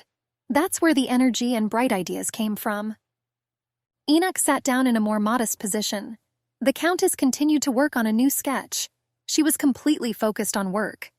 His lordship recalled breakfast with his brother. The king constantly asked about Enoch's feelings for the Countess. This was already starting to anger the Duke. But the monarch did not move away from the question. He was surprised that this was the first time his younger brother had used his status and position to help someone. The king repeated his question again. The guy still tried to squeeze words out of Enoch about the beautiful Countess. The Duke, closing his eyes, nevertheless agreed. But he noticed that before the lady interested him only as a brilliant artist. But lately the blonde felt partial towards Inessa herself. Having finished the sketch, the Countess called the model to her. The girl noticed that the Duke did a great job. But her words were interrupted by his lordship, explaining that the artist herself deserved the main credit for the portrait. Inessa asked if Enoch liked the sketch. Naturally, he agreed and clarified that the beauty of her painting made him feel embarrassed. The Duke, reasoning, said that they would obviously need to meet at least a couple of times. But the blonde was also interested in the opinion of the artist herself. Enoch was interested in the lady's plans. She wanted to change the studio, but for the sake of the portrait of her lordship, she left the workshop as it was. Inessa explained her action by saying that since she was painting a portrait of the Duke in this place, she was clearing the studio of bad memories, filling them with new and bright ones. The Countess puffed out her red cheeks from the awkwardness of the moment. Enoch concluded that for her he was a warm memory. The blonde smiled brightly, saying that it was all sweet and pleasant to his soul. The lady began to understand that he began to see her as a girl. Inessa squeezed the end of her dress in order to calm herself. She said in her head that she shouldn't make hasty conclusions without knowing how the Duke felt. The lady came to a realization. Perhaps she began to see the ladyship as a man, because to her surprise, she devoted too much time to the usual picture. And the girl was surprised by the fact that Enoch always felt warm at heart. Their thoughts and brain fog were dispelled by the mist bucket. Water spread all over the floor. The Countess called the servants, and she tried to prove to herself that it was all just respect for the blonde. But Inessa could not stop thinking. Remembering all the help Enoch gave the girl, there was a fear that rumors about their special relationship would begin. The Duke took her hand and began to shake her gently. The guy was worried through her worried face. Thus, he returned the lady to the real world. The Countess, with her head down, decided that she should not allow her ladyship into a close relationship. Inessa was worried about Enoch's reputation, which could suffer due to the girl's insecure feelings. She sadly reported that she was already tired all day. She also clarified that she wanted to end their meeting that day. The Duke, having no choice, calmly agreed to the lady's request. About an hour later, having collected his things, Enoch came to his karate. The Countess, as expected, saw him off. In parting, the blonde asked the girl to take care of herself. Having already approached the door of the carriage, His Grace turned to Inessa. The guy said that from now on, the lady as an artist, like the mistress of the county, will shine. The final words were simple but unforgettable, and he was honored to see the Countess spread her wings, and also to see her at such moments. The lordship's carriage sped off into the sunset. Inessa watched her go and enjoyed the sunset. The lady took hold of her once again red cheeks. The girl was faced with the question of what to do next and what to do with those feelings. In the kingdom of Lancaster, ordinary, everyday, and quiet days began. After the trial ended, nothing much happened. The king sat drinking coffee and reading the latest Elton newspaper. He was surprised by the fact that the Duke's sales had skyrocketed. A beautiful girl appeared on the threshold in front of the table. It was Elena, or rather Queen Elena. Coming closer, the monarchy asked what was so interesting in the newspaper. Edward suggested that she read the article herself. Taking the newspaper, his wife immediately recognized the daughter of Baron Jason. The blonde clarified that it was with that girl that Ryan got cheated. The guy was surprised by the fact that his wife knew Charlotte. Lowering her gaze, the queen began to remember the day she met the young lady. The Countess and her annoying friend were walking in the garden. The blue-eyed girl was constantly talking about something. This time she constantly questioned the servants. The guy calmly talked about the gardener's work, but she constantly interrupted him. Proudly, and quite loudly, she declared her name. Afterwards, Charlotte told everyone to remember her nickname. On the sidelines, people were discussing Inessa's friend. Among everyone, she was called Leech Charlotte. One woman did not really understand this nickname and asked for an explanation. The brown-haired man quickly told. From his words, it turned out that nickname appeared from Charlotte's constant pursuit of the Countess of Briarton. The man in a gray tuxedo noticed that their friendship lasts a very long time, and most likely that's why Inessa kept her friend close to her. One of the staff solemnly announced that Queen Helena was coming out. Everyone quickly became quiet and turned to the exit. The lady approached her ladyship and greeted her formally. The monarchy was glad to meet an old friend, but Jason's daughter showed up. She screamed her name loudly as well as a greeting. Helen smiled shyly and noticed that Inessa's friend was a rather energetic person. Charlotte didn't stop talking. She was pleased with the fact that she was in dialogue with Her Majesty. She also casually said that she would like to attend a tea party in the palace. The girl loudly declared that in such weather it would be best to go boating. Near the kingdom was the Hampson River, and nearby was an island. The Countess immediately got scared and went up to her loud-voiced friend, trying to calm her down. The Queen's gaze became completely transparent. Charlotte did not know about the case when the monarch's cousin drowned in that very river. After finishing the story, Elena felt bad from the memories of her brother. Although in my heart there was a thought that Jason's daughter might simply not know this story, but this did not change the essence. Edward's wife decided to change the subject and tried to squeeze out a bright smile. Changing the topic, she noted that she was amazed by Inessa's actions. The king concluded that they didn't just know a lot. After all, he himself was amazed by the fact that Enoch tried so hard to help the man on his left. Her ladyship suggested inviting the Duke to a joint dinner. She clarified that there would be a serious conversation. Edward remembered that there would be an important event soon. With a smile, his wife reasoned that maybe His Excellency would be interested in this. The carriage drove up to the high gate. One of the guards stood there and asked to see the invitation. The coachman handed out the envelope without hesitation. The knight, seeing the name in the letter, was shocked. He opened the carriage door. The young guy extended his hand to help the Countess of Briarton. Approaching the door to the mansion, Inessa reasoned that this was the first party at which she would appear after returning the title. This tea party was hosted by Baroness Wickham. The lady told herself that she should not show the weakness of the county, despite the scandal. Inessa's attention was attracted by the loud discussion about the Duke by her old friends. The girls discussed the relationship between the Countess and His Excellency. They were pleased with Enoch's insight. Miss Wickham was pleasantly surprised that the fading Elton again became the largest press in the kingdom. She continued her reasoning, remembering the question of the king's succession to the throne. Miss also recalled her first meeting with the Duke. Seeing his appearance, she assumed that Enoch deliberately stayed away from the throne. Having finished her reasoning, the girl remembered her guests. It was already time to let everyone into the party, so that the Countess would not be revealed that she had overheard everything. The girl herself jumped inside, pretending that she had just arrived. Inessa embarrassedly brought her hands to herself. The lady explained her embarrassment by the fact that she had not been to a tea party for a long time. One of the invitees said that she could not imagine how difficult it was for the Countess after those situations. A frightened servant came running to the whole company. Asking for forgiveness, he said that some young girl asked to be let into the mansion. This angered the owner of the mansion and simply ordered that young lady to be kicked out. But at the same time, she asked who was there. The servant stammered and explained that Charlotte was outside. The girl looked around the mansion, standing outside the gate. The Baron's daughter angrily clenched her fists, telling herself that she would not leave all this without revenge. Everyone's favorite, the main rose of all banquets, the dazzlingly beautiful Charlotte Jason. That's what the girl used to be called in all circles. Charlotte used to think that no one could take away her title, which she earned through her own labor. The Baron's daughter began to receive many letters. Basically, they either ask about the veracity of newspapers or cancel invitations to a reception. Any more and she would have started tearing out her red hair. Even her lover suddenly disappeared, which naturally angered her. Charlotte blamed only the Countess for all her troubles. She didn't want to accept the fact that her work was dishonest. Realizing the hopelessness, she could only hold her head. For herself, she chose the option that solving problems had to begin with a meeting with Inessa. Soon that same day, Charlotte arrived at the county palace. The servants greeted her unkindly. Mary reported that her mistress did not allow the girl to come in. Clenching her fists, Jason's lady began to shout her displeasure to the servants. The lady quickly recalled the old order about open doors for her. But Mary said that order had not been valid for a long time, and added that if you need a meeting with the lady, then you need to agree through a letter. Charlotte didn't really understand these new rules.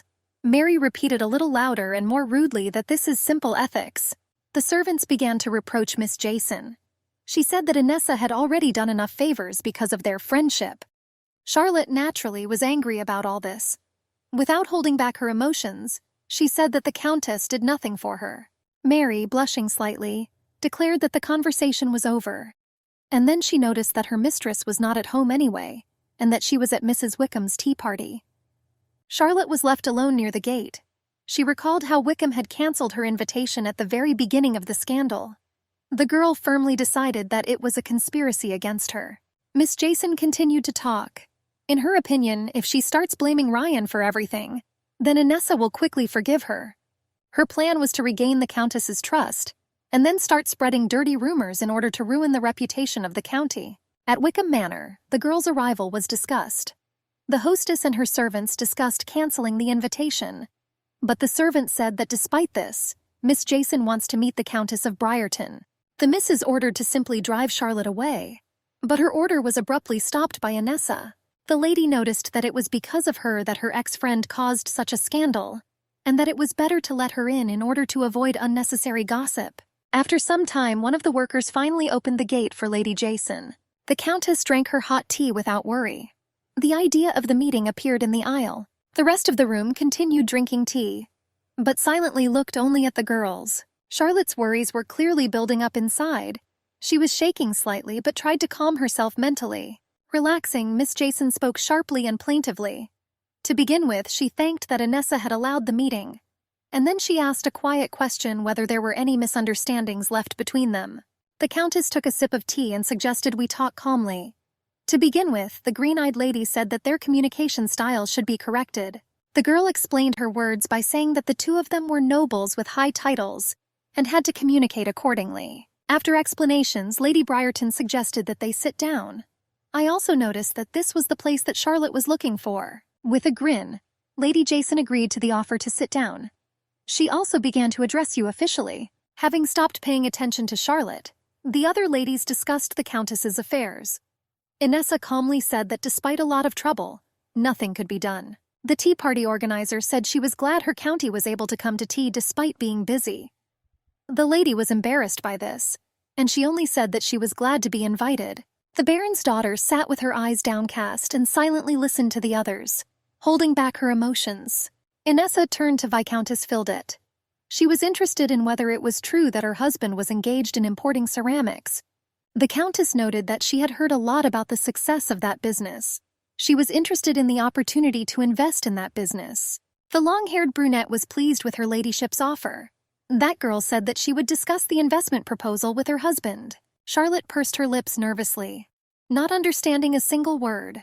The rest of the room began to remember about the Duke. As it turned out, he now began to sit in the House of Lords. Lady Jason recalled the past. Previously, she was always at the center of the conversation, not Inessa. Mrs. Wickham wanted to start new gossip, but a sharp noise from Charlotte stopped everyone. The girl with red hair jumped out of her seat, knocking over her tea on the table. The owner of the mansion was simply taken aback by the lady's actions. Spilled tea spilled onto the floor of the table. No longer hiding her anger, Charlotte tried to figure out why she was being treated like nothing. Without the slightest hesitation, Miss Jason pointed her finger at the Countess. The girl accused her ex-friend of saying nonsense about her. Because of this, all the problems. Inessa, remaining calm, pretended that she did not at all understand the unfounded accusations against her. Her county explained that firstly, she would not engage in such base acts, and secondly, she doubted that the rest of the ladies would listen to her. Lady Briarton was slightly amused at Charlotte's bewilderment. She explained that only with her help was the girl able to somehow join the capital society. The Countess accused that her former friend had no order in her head, and no perception of reality. She also noticed that she had to keep her fantasies under control. Lady Wickham also decided to have her say. She said that she was not going to do anything drastic after that situation. But Charlotte's behavior at that moment completely disappointed her. Lady Jason tried to apologize for her behavior, but she was not allowed to say a word. The mistress ordered her servants to take the impudent woman out. The servants took the disgraced girl by the hands, inviting her to leave quietly. The girl drilled her violet eyes into Inessa. Then she brazenly declared that she would destroy the Countess. Her ladyship calmly responded to all empty threats without saying a word. After tea, Miss Briarton returned to her mansion. Mary met her there. The lady immediately apologized for her long absence and that she returned late. Inessa immediately saw the sad face of her servant. She reported about Charlotte's morning visit. The woman said with fear that she had driven away an old friend of her mistress. She also noted that she would accept any punishment for this. Listening to these words, Inessa could not stand it and rushed into a tight hug to her servant. The girl also quietly said that it was she who had to ask for forgiveness for everything. It dawned on her that her loved one had always been so close. The Countess blamed herself for wasting her life on empty love. Remembering her childhood again, it dawned on her that she had never thanked all her close people like that. Having calmed down and stopped the tight embrace, Mary announced that a letter had arrived. The servant clarified that the letter was from the Duke of Sussex. This shocked but caught her ladyship's attention. Enoch, sitting at the table, was flying in his thoughts, but the king tried to interrupt his thoughts. When the younger brother finally returned to the real world, Edward wondered what the boy was thinking about. The monarch noted with a laugh that his brother was clearly thinking about someone. Enoch, unable to bear it again, but louder, repeated that there was nothing special in his thinking. Edward offered to guess why he became so sensitive. His Excellency immediately assumed that such emotions were due to the Countess of Briarton. The Duke lowered his embarrassed gaze. He also tried to lie that it was not because of Inessa. Enoch rather rudely asked why the elder brother was so downcast. Jokingly, he suggested that the king had stopped answering his letters. And simply pointing at the sky, the guy turned out to be right.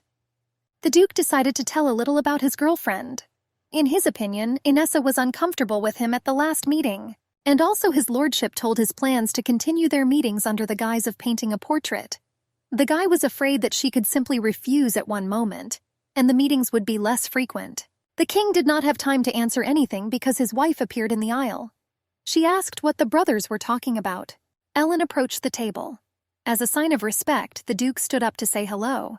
Her Majesty joyfully noted that she had not seen her husband's brother for a long time. The king said that their conversation was about the Countess of Briarton. The girl said in shock that wherever you went, there was talk about Inessa. The monarch said that she had an important request to make before the Duke. Naturally, the guy agreed to listen to her. From the Queen's story, it became clear that a joint exhibition with Coldorf was planned. Coldorf was a neighboring kingdom. Over the past 100 years, there has been constant war and truce between them. In history, those events were known as the 100 Years' War. After the end of all conflicts, the two states began to send each other embassies with improved relations. Since then, in order to establish friendly relations, cultural exchange programs between artists from countries began. Over time, such exhibitions became a new battlefield. States tried to hold their exhibitions better than their rivals. Enoch uncertainly clarified that, as he knew, the exhibitions had ceased to be held for the last few years. He asked why the Queen decided to hold the event at that time. Ellen explained that such traditions weakened over time, but she also noticed that Lancaster was considered a conservative country, where all traditions were still preserved. But the years passed, and the era of open relations with the whole world had already begun. It was no longer possible to close yourself within the walls of your castle and live exclusively there. The monarch said that it was necessary to get ahead of the time and get rid of the spiritual non-development of their state. She clarified that the joint exhibition was a good opportunity to demonstrate their openness. The Queen's request was that the Duke ensure that everyone in Lancaster knew about the exhibition. Enoch immediately agreed to help. His lordship, slightly hesitantly, proposed his candidacy for the exhibition. Ellen asked interestedly who the talent was. The Duke said that the Countess was an excellent candidate. He vouched for Inessa's talent. Enoch also said that the problem with the exhibitions was that the artists had to be men. Because of this problem, neighboring states laughed at their kingdom. The monarchy summed up the results and asked again whether the talent of her county was worth pushing through her candidacy. The blonde confidently confirmed that it was worth it. Her Highness stated that the Duke was now responsible for selecting artists for the exhibition. The guy thanked him and then bowed, saying that he had to leave. When Enoch left, the couple discussed him. The Queen was pleasantly surprised that the young guy had changed. Edward recalled how his brother used to worry about people's perception of him every step of the way. He also noted that this was the first time the Duke spoke about someone with enthusiasm. The king was happy for his brother. But Ellen clarified that for now it was better to limit herself to moral support, because they did not know what was really in his soul. Inessa was sitting in her little room by herself. In her hands she held a letter from the Duke. The girl understood that she could not avoid his letters forever. It was even more strange to avoid the innocent Enoch. The Countess decided that it was time to write a reply letter. But a servant came into the room. The man stated that he had brought the documents that his mistress asked for. Her ladyship quietly hid the letter. The servant asked why Inez needed a report on the state of her family's budget. The Countess explained that it was time to plug the hole in the budget. All this time, her ex-husband used the family budget to invest in his older brother's projects. Inessa suggested that in this way Ryan did not want the money to go towards alimony in the future. The Countess firmly decided that it was time to return all of her family's money and return to its former glory. Ryan sat in the middle of a crowded bar and drank alcohol. The two men recognized the former Count. The two of them laughed at the guy. One drunkard said that literally everything was taken away from the brunette. Mr. Viscount heard those conversations. He was angry that he had to endure what was happening. Ryan recalled how just a month ago, he owned all the wealth of the county. He was trying to understand why his ex-wife suddenly changed. Two guys suddenly approached the brunette. They greeted, and one noticed that the former Count had become more difficult to meet. With a sneer, the short boy suggested that Ryan had already died of shame from the divorce. The brunette was angry at those words. The narrow-eyed guy said that Mr. Viscount was the only one who divorced for reasons of infidelity in the entire state. He clarified that this was the stupidest reason he had heard. The former Count stood up abruptly, grabbing the ill-wisher by the clothes. Ryan stated that the guy was no better, because he was a suck-up when the brunette had the title of Earl. The guy slapped Ryan sharply in the face. Then he calmly agreed with Mr. Viscount's words. But he noticed that this was when the brunette was not the last person in the kingdom. The second guy showed up. He was almost a head taller. He said that the Baron's daughter burst into tears and insisted that the former Count himself seduced Charlotte, and she had nothing to do with it. I also noticed that such rumors were literally everywhere.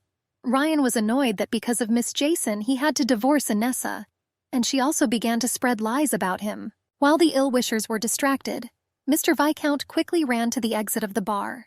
A short guy noticed this and suggested that the brunette had gone to beg the Countess to take him back. Ryan wandered through the dark and empty streets of the city.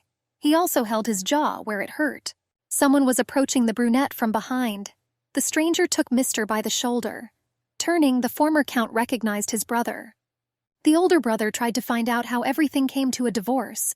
Ryan slightly pushed his relative away. The guy also reproached that he already had problems, and his older brother began to reproach him. The elder Viscount said the Briarton family said they were going to return all the money invested by the ex-husband's business family. The mustachioed brother explained that if all investments were withdrawn, then their entire family would end up on the street. Ryan asked what they needed to do. The relative suggested that first, it was necessary to appease the Countess with some kind of gift. The next day, Inessa already had the gift. She wasn't particularly impressed by the gift from her ex-husband. Two servants somehow held the huge bear. One of them said that according to Ryan, he personally chose this gift. Her ladyship suggested that they were simply fussing after the withdrawal of all investments. The Countess called this kindness, complete nonsense. The mistress stated that the servants could have taken the bear for themselves. This greatly pleased the two young servants. When they left, the lady returned to examining her image. The girls thought that Mary had gone a little overboard with her choice of costume. Inessa remembered the Duke's self-portrait. The painting was almost complete. The lady was upset about this, but at the same time she felt relieved.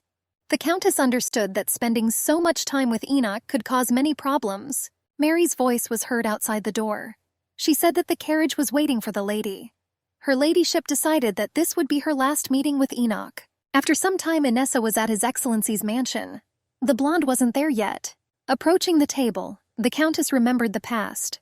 It was on this table that her ex-husband's betrayal took place. The green-eyed girl smiled awkwardly. She also remembered that these memories used to bring disgust, but lately the Countess could joke about it. Enoch slowly approached from behind. Her ladyship immediately heard the guy. The blonde immediately greeted Inessa. The Duke came closer to his friend. His Excellency stated that he had an important thing to report.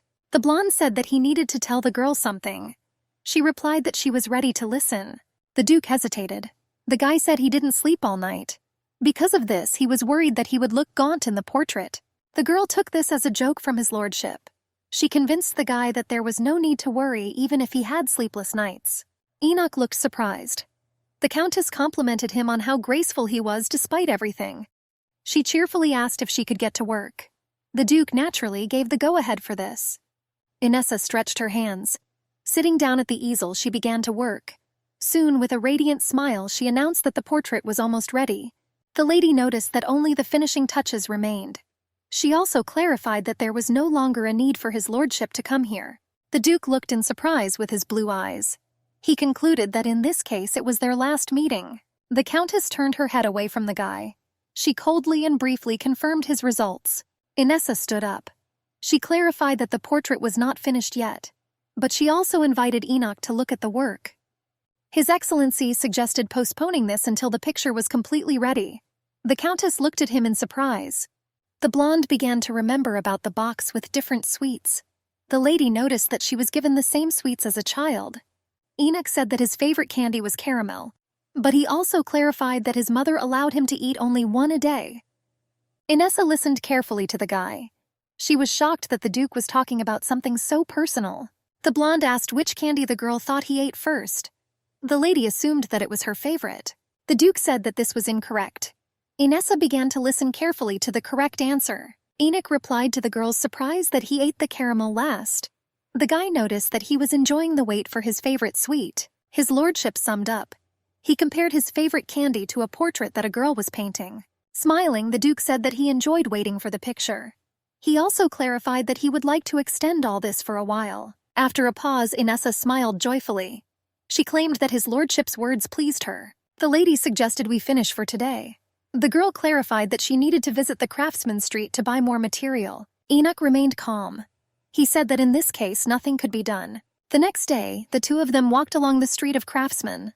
The Duke was surprised at how busy the streets were. Inessa was interested in why His Excellency decided to come there with her. The Duke recalled that he had promised to treat her to dinner. The lady was surprised and said she thought it was just a joke. In her thoughts, she wondered what she should do next. After all, the Countess promised herself to stop communicating with his lordship. Inessa said that in this case they needed to hurry. She clarified that in order to have dinner, they needed to buy materials. The Duke quickly caught up with her. The guy suggested we go together. He was happy about what was happening. Together they chose brushes to work with. Enoch took a sincere interest in this. Walking down the street, they had the opportunity to watch a street artist making a self-portrait of a girl. Inessa took out her small list. All that remains is to buy paints from the studio. The owner of the atelier, Madame Lant, was just passing by them. The woman, seeing the couple, screamed loudly. Madame recognized the Countess of Briarton. She was shocked that her friend turned out to be a countess. Enoch noticed that she most likely read the newspapers. Inessa came closer. The girl stated that the owner of the studio could still call her Inessa as before. Coming closer, the lady took it from her hand. She noticed that for Madame Lunt, the girl wanted to remain a friend, not a countess. The woman had already calmed down slightly, but the Duke approached them. He told her to call him Mr. Fitzroy. She screamed again in shock. In the evening, the two of them arrived at the restaurant. Enoch marveled that the restaurant was in such a location. Her county noticed that Madame Lunt recommended this place. Inessa told her experiences. She noticed that most likely the blonde visited only luxurious establishments. The Duke did not deny this. Enoch looked away from the girl. He declared that any place was wonderful if he was with the Countess. Inessa hid under the menu notebook. She didn't understand where the blonde learned to speak like that. The Duke remembered that he had not said what he wanted to say in the morning. The lady raised her head and began to listen carefully. His Excellency paused for a moment. Afterwards, he said that they would not be able to see each other for some time. Enoch explained that there would be an exchange exhibition with Koldorov. The Countess was shocked by this event. The blonde clarified that the exhibition was held by Her Majesty. He also stated that he would be an assistant in organizing this. The girl said to herself that it was a relief for her. Inessa did not understand what was happening to her. She thought she would have to keep her distance. According to her plan, their meetings should have ended on this day. Her ladyship's thoughts were interrupted by the Duke. The guy looked at his girlfriend in surprise. The green-eyed girl smiled awkwardly. She noted that, according to her memory, the last time Kaldroff was involved in the organization. Enoch confirmed her words, but the guy said that the result of their organization was terrible. The blonde recalled that their delegation was stunned by the art of the neighboring state. The Duke said that the exhibition was an excellent moment for the establishment of an association of royal artists. Inessa smiled brightly. The lady offered her help in any way. She explained that the guy also helped her a lot. The waiter stood above them. He coughed loudly and asked if the couple were planning to order. The two of them quickly began choosing something from the menu. The Countess mentioned that there was very tasty grilled salmon. After some time, their order was brought to them. Enoch looked in shock at the amount of food. He was surprised that it was all a portion for one. Inessa noticed that only rich artists went there. The guy admired the huge portions. He looked at his companion in bewilderment. She laughed and explained her look by saying that it was unusual for her to see him with such an expression on his face. Inessa explained that despite any emotions, the Duke's face did not change. The guy laughed awkwardly at his friend's observation. Enoch calmed his laughter. The guy replied that he actually had more emotions than the Countess imagined. The blonde said that there was more emotion when he was next to Inessa. She looked into his eyes in surprise. They had an awkward moment. The couple's attention was attracted by the people around them. There were two small children in the alley, drawing all sorts of doodles on the walls. An artist unknown to everyone tried to attract attention. He told everyone passing by about his new job. The poor young artist demanded a discount from the saleswoman on materials. That woman expressed dissatisfaction that she herself had no money. The Duke broke the silence. The guy said that Master Street was an amazing place. He also said that art in their kingdom was something exclusive. The blonde turned to the Countess. He asked about artists. He was surprised by the fact that ordinary people got together and made such a street. Inessa calmly stated that there might not have been any reason for the creation. The girl said that ordinary people could not get a good education. Her ladyship noted that despite those difficulties, the passion for drawing could not be stopped. An idea suddenly came to Inessa. She suggested holding that exhibition on the Street of Masters. The Duke looked at her in confusion. The Countess continued her thought. She stated that it would be a shame not to take advantage of such a place. The two of them looked again at the children. The girl noticed that everyone had a desire to enjoy art in this place, regardless of social status. Her ladyship summed up. The Countess suggested holding the exhibition in the form of a festival. In this way they would attract not only the aristocracy, but also common people to art. Inessa clarified that with the help of the festival, they could get rid of stereotypes about inequality among artists in the kingdom. The lady said that this would be a great help in developing the street's commerce. I also noticed that this could cause disagreement among the locals, but this could be resolved with compensation. Enoch asked what appropriate compensation was. Inessa quickly explained that this was simply reasonable compensation for the store owners. Her final proposal was to allow street artists to participate in an exchange exhibition. It was going through her head that she had crossed the line into communication. Thinking about it, the Duke declared that it was a great idea. He also noted that the Street of Craftsmen was worthy of budget investment. His lordship asked if the Countess could present her ideas to the king. Naturally, there were no denials on her part. Enoch smiled happily. The guy said that her unexpected idea was a big help to him. Lady Briarton looked down embarrassed. She was glad that her idea was so praised. After a long walk in her mansion, the Countess was relaxing in the bath all alone. The girl recalled how the Duke saw her off. Finally, he told her that he hoped that they could spend time like this again. Inessa discussed his words with herself. She was thinking about the portrait. After its completion, they will not be able to hold face-to-face meetings. The lady dived deeper into the hot water. She was slightly upset by this situation, but her sadness quickly passed. After some time, the girl received an invitation that she could not even think about. The message was from Queen Helena. It said that she wanted to have a tea party alone with the Countess. The Countess of Briarton has arrived at the Queen's palace. She was embarrassed by the fact that she came alone. It was unusual. The servant brought some document. After reading it, the lady was shocked. It said that she had been appointed exhibition manager. The document also contained hopes that the girl would be able to glorify Lancaster. At the bottom were Queen Helen's initials. Inessa talked about this news. For her, this was an excellent opportunity to restore the good reputation tarnished by her ex-husband. But she also tried to understand why Her Majesty chose the lady. After all, they weren't exactly close. Her thoughts were interrupted by a voice from behind. As it turned out, it was the Duke of Sussex. The Countess smiled awkwardly. She supposed it might just be testing her. Inessa relaxed and turned to his lordship. She was interested in her friend's health. He replied that everything was fine with him. The girl asked if Enoch knew that she had been appointed manager of the upcoming event. The blonde immediately asked if this caused any inconvenience to the lady. She quickly replied that it was a great honor for her, so it didn't deliver. The queen herself appeared behind them. Elena clarified that she would be embarrassed to force the countess if she was against it. The woman came closer. The monarch said that she was glad to meet. She also suggested discussing moving the exhibition venue. The queen was called the torch that illuminated the Knights of Lancaster. They said about her that she made a great contribution to the kingdom, especially in the reorganization of politics. Inessa looked at the queen. It was a great honor for her to have tea with such a person. Elena started the conversation. She said that she had learned about the countess's great ideas for the exhibition. The girl shuddered in fear at such words. The lady remembered that dinner on the Street of Craftsmen. She assumed that Her Highness was talking about that conversation. Her ladyship turned her gaze to the Duke. She silently tried to understand how much Enoch had conveyed from that conversation to the nun. Elena stated that she was completely satisfied with this format of the exhibition. She noted that this would be a great exhibition this year. The countess lowered her embarrassed gaze. She wanted to object to her words, but the queen interrupted her and said that she could no longer take back her words. Elena said that the appointment as manager was her personal reward for Inessa. She compared this award to material possessions, noting that it was enough. Her Majesty added that she was even a little jealous of Lady Briarton. The countess still looked in shock. Suddenly, Elena began to tell how the Duke spoke flatteringly about Inessa. Enoch at these words choked on his tea. His lordship turned to the queen indignantly. At this time, the countess was thinking about her words. The blonde calmed his emotions. He confirmed Elena's words.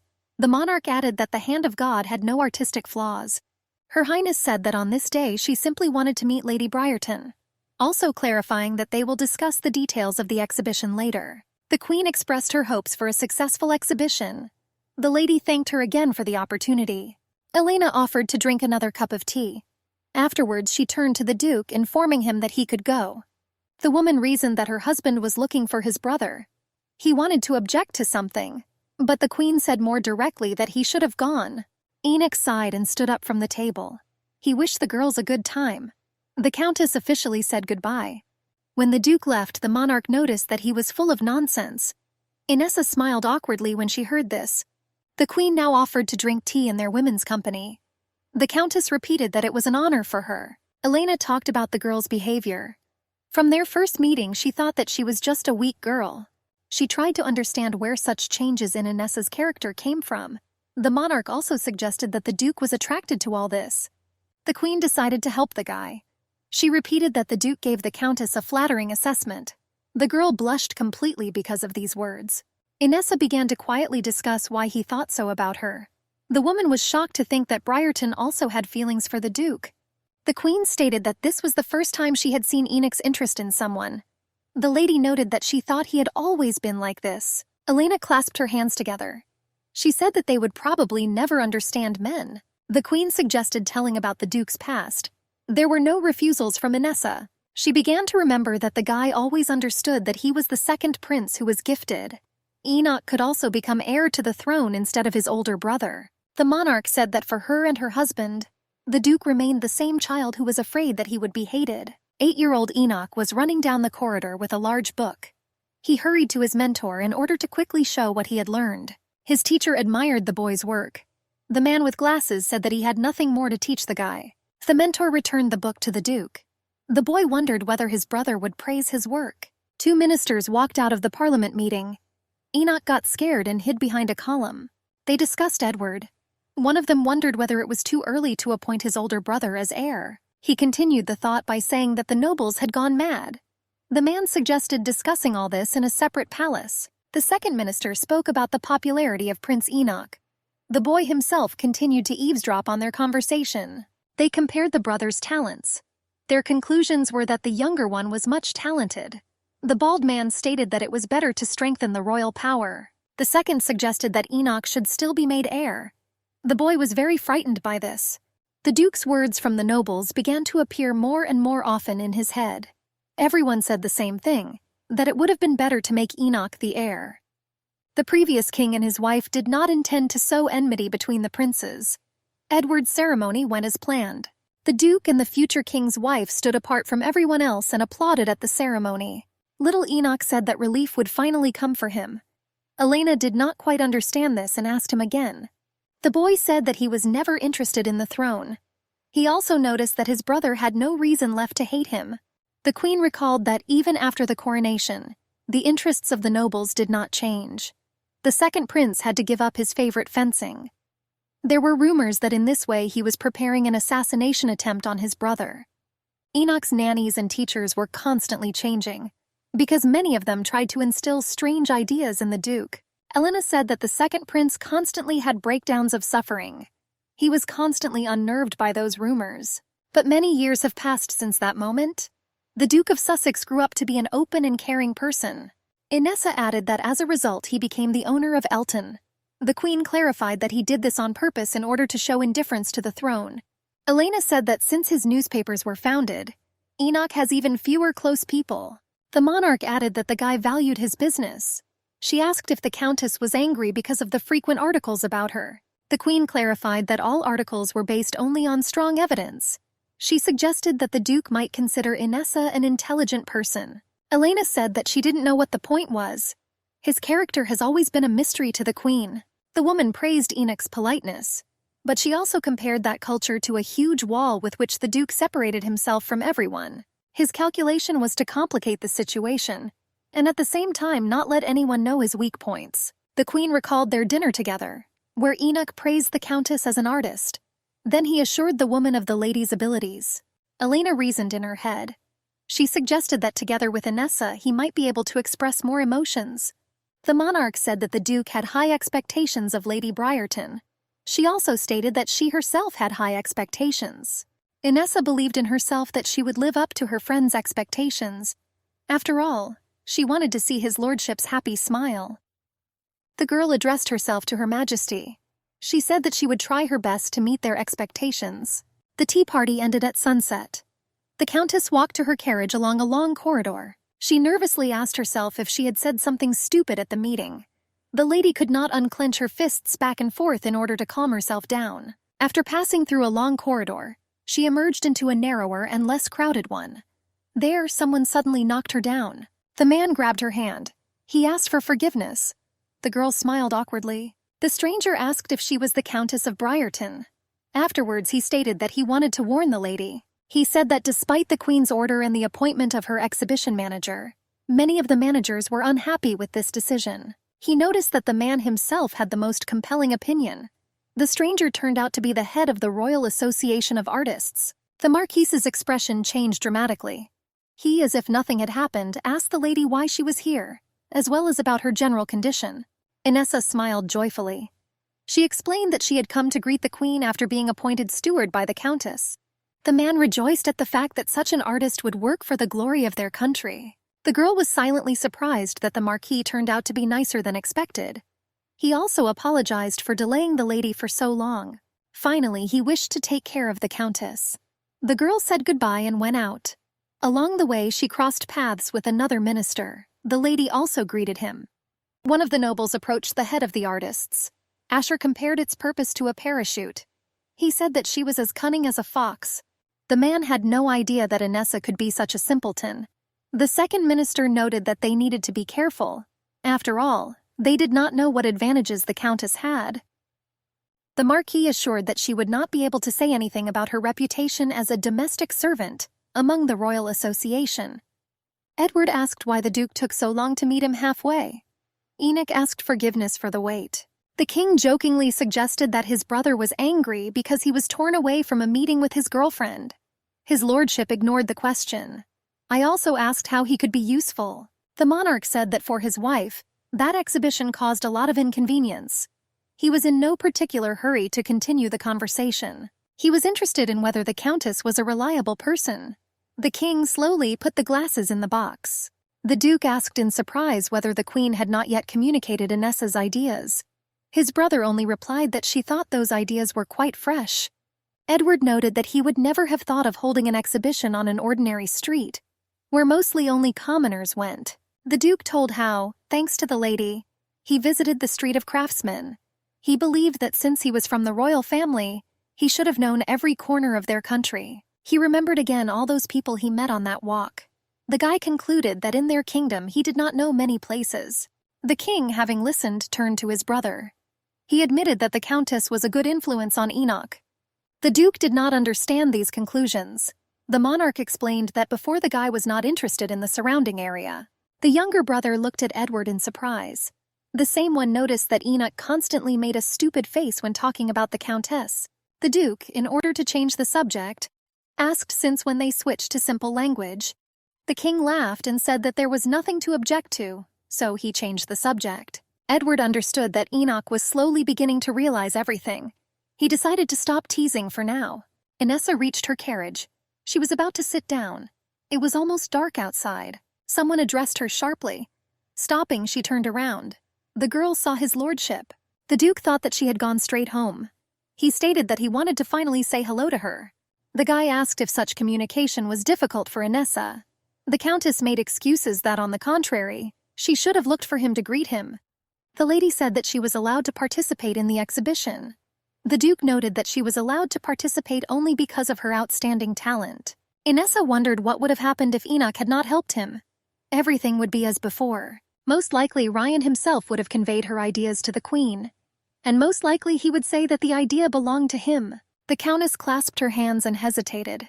She understood that she needed to stop thinking about her ex-husband. The duke assumed to himself that the girl was remembering Viscount Gata. He assured himself that since the county marriage had recently ended, it was impossible for her to stop thinking about her husband. Enoch decided to change the subject. He said that he was glad to communicate with the countess. The guy also said that he would be glad to see them work together. Inessa looked at her friend joyfully. She noted that she was also looking forward to their work. After a while, all the headlines in Elton were only about the exhibition. It also said that the event manager was the Countess of Briarton. Ryan found out about this. The former count was shocked by the news. The brunette neglected his appearance and he drank even more. Ryan jumped out of his chair. He couldn't believe that a woman was appointed manager. He was surprised by the fact that the royal family valued Inessa's talent so much. The brunette imagined that if he had not divorced the countess, then all the glory belonged to him. There were documents with all sorts of reminders on the table. The Viscount's business family was collapsing with the withdrawal of investments. Due to the reputation of the former count, he had no opportunity to borrow money anywhere. The guy clutched his hair. He couldn't accept the fact that his family was over. Ryan understood that all this could not be allowed to happen. His only solution was to get off with Inessa again. The ministers discussed the countess and smoked cigars. They discussed how they could hire an inexperienced lady as an exhibition organizer. One of them said that the queen did not think about her actions at all. Another noble interrupted him. The man made me watch my words. He also noted that such words could be considered treason to the royal family, although he himself clarified that there really were doubts before that appointment. The minister looked in surprise and waited for an explanation. In the opinion of that nobleman, it would be good if the countess knew her place and did not interfere anywhere. But since this would not happen, he suggested doing as they saw fit. Inessa hurriedly went to the meeting. In her hands were documents about that idea. Her beautiful dress highlighted the lady's figure, which showed her determination. The girl assured herself that her first meeting should have gone perfectly. Her look was decisive and bold, and not like before. Approaching the entrance, the lady met the duke. Seeing the girl, Enoch assumed that she was heading to a meeting. Inessa shared her worries. The blonde assured her that she would do everything perfectly and there was no point in worrying. The lady was calmed slightly by his words. She raised her head to look into the guy's eyes. His lordship suggested we go inside. After some time, when everyone had gathered, the discussion began. The Marquise did most of the talking. Asher said that there were only a couple of months left before the exhibition. He said that he had to hurry because there was little time. Everyone listened to him carefully. The man expressed his hopes that everything would go perfectly with the help of their team. He took his documents. The Marquise wanted to begin his sentences, but the Countess interrupted him. Lady Briarton proposed holding the exhibition in the form of a festival. Everyone turned their gaze to her. The girl recalled that all past exhibitions were held in the palace, and with selected works. This time, she wanted to make the event free for all people, with all kinds of creations. In the lady's opinion, this way everyone will have the opportunity to enjoy the works of art. One of the ministers just laughed at the idea. He said that the Countess was talking nonsense. He began to explain that the exhibition was supposed to generate income. In his opinion, everything could not be changed in a couple of days. Inessa was not upset at all. She said that she already had a detailed plan and the amount needed for the budget. Another nobleman agreed with his employee's opinion. A man with short hair said that the street was for the poor. He suggested that it would be a humiliation to show such a place to foreign guests. The minister in a green suit accused the Countess of her drastic changes. Thereby, in his opinion, she belittled the work of the Artists' Association. The Countess was frightened by all this. She didn't understand why there had been such nagging before her. That nobleman explained that this year's exhibition was meant to change Lancaster's image. In his opinion, it was impossible to change everything at the moment. The Duke added his word. The guy said that changing the appearance of the exhibition was a great idea. The ministers wondered why Enoch suddenly stood up for Lady Briarton. They were greatly surprised by this fact. The Countess clarified that it was not necessary to completely change the format of the exhibition created by the association. She assured that they would not be able to come to an agreement at today's meeting. The man who was sitting next to him hit the table sharply and hard. He loudly declared that there was no need to change the format of the exhibition. The minister wanted to say that without the participation of the Countess, the exhibition would have been successful, but the Duke interrupted him. Enoch discussed how the affairs of the kingdom were going now. He noted that exhibitions that were held according to the old format did not produce significant results. The Marquis, in order to silence everyone, hit the table. He asked whether his lordship's statement could be considered a contempt for the association. The head of the association did not wait for the Duke's answer. He stated that in this case he could not be of any help. The man loudly said that in this case, the Artists' Association would not take part in the exhibition. The will ended on such an unpleasant note. Everyone left the hall. One of the ministers followed the Marquis. He tried to understand whether those words in the hall were true. Asher turned calmly. The man explained that this was a warning to the Countess and Duke. The head of the committee was sure that those two would not accomplish anything in 2 weeks. He said that they would wait for Inessa to resign. Only Enoch and the lady remained in the hall. His lordship walked around the room and thought. The girl could not say a word. The blonde turned to his girlfriend. He assured her that even without the Artists' Association, they would be able to organize an exhibition. The Countess clutched her dress nervously. She understood that the association would boycott the exhibition. The lady did not react to her friend's words. She was thinking in her head how to persuade artists to participate in the exhibition. The Countess unexpectedly asked for forgiveness. She explained that she was given a chance and she ruined it. Enoch did not despair at all. He proved to the girl that they could organize an exhibition on their own. The guy said that they would organize such an outstanding event that they would completely forget about the ministers. Inessa's eyes shone with hope. The Duke recalled that in addition to the members of the association, the kingdom was full of other wonderful artists. The lady immediately remembered the people from the workshop street. The blonde quoted his friend's words that it was necessary to give the locals a chance to become famous at the exhibition. The Countess remembered her words but wanted to refute them. Enoch did not let her say a word. He only promised that he would take care of external factors. Inessa understood that the Duke cared so much about her, not so that she would give up.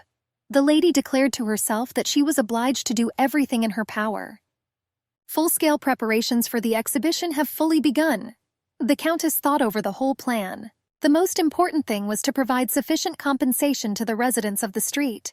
Although the street will be rented for the festival, this should not cause inconvenience to the lives of the locals. The girl wanted to make sure that in the future they could rent that place again.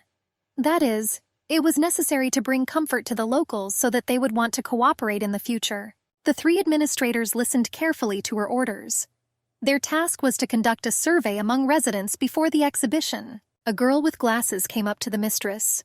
She brought a list of artists who wanted to participate in the festival. A bunch of people gathered near the entrance to show off their talents and show off to the whole world.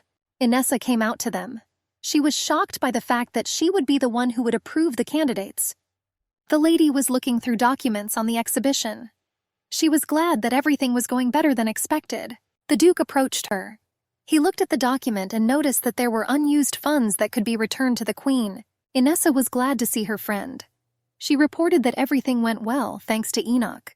The girl noticed that there were many difficulties due to inexperience, but she also stated that without the support of his lordship, she would have given up long ago. The Duke was embarrassed by such words. He asked if her compliments were true. Inessa wanted to make the guy blush. She continued, praising his talents. The lady said that he didn't know how to take compliments at all. The blonde clarified that it depended on who made the compliment. The Countess could not contain her laughter. His lordship looked at her in confusion. He thought that Inessa was laughing at him. She explained that she was not laughing at her friend himself. The girl said that she only now found out how sweet he could be. Enoch laughed a little himself. He said that he would forgive his girlfriend for the first time, of course. It was all jokes. The work in the hall continued to boil. The Countess understood that it was only thanks to his lordship that they were able to fulfill all their plans. Inessa looked at the sky through the window. She asked heaven that the exhibition would be successful. In the kingdom of Coldroff, training took place before being sent to Lancaster. They were completely ready, but there was a rather big problem. Several sailors were looking for something in the bushes. Mrs. Creha watched their actions. The woman loudly asked what the servants were doing. One of them reported that the ship was ready, but the servant noticed that they had a problem. His Majesty was nowhere to be found. The girl in armor began looking for him all over the street. She said that now there was no time to play such hide and seek. The prince was sitting on the roof of a house not far from the ship. He reasoned that he did not want to go anywhere. In his opinion, that exhibition will be completely boring. The next day, the report was delivered to the Queen herself. Her Majesty admired the perfection of the report. The Duke and Inessa were glad to receive such praise. Elena praised their excellent work. Enoch unsurely asked what they decided to do with the Artists' Association. The monarch noted that she did not expect this from the ministers. She said their boycott was a complete failure. The woman also said that she did not intend to take the side of those infantile artists. The Queen changed the subject. Her Majesty asked if they had found partners for the banquet. The two friends didn't know what to answer. They just looked at each other. They were waiting for clarification. Elena began to explain. The exhibition was a 3-day event. All this ended with a banquet which was held in the royal palace. Inessa replied that she was only busy preparing the event. The Duke also replied.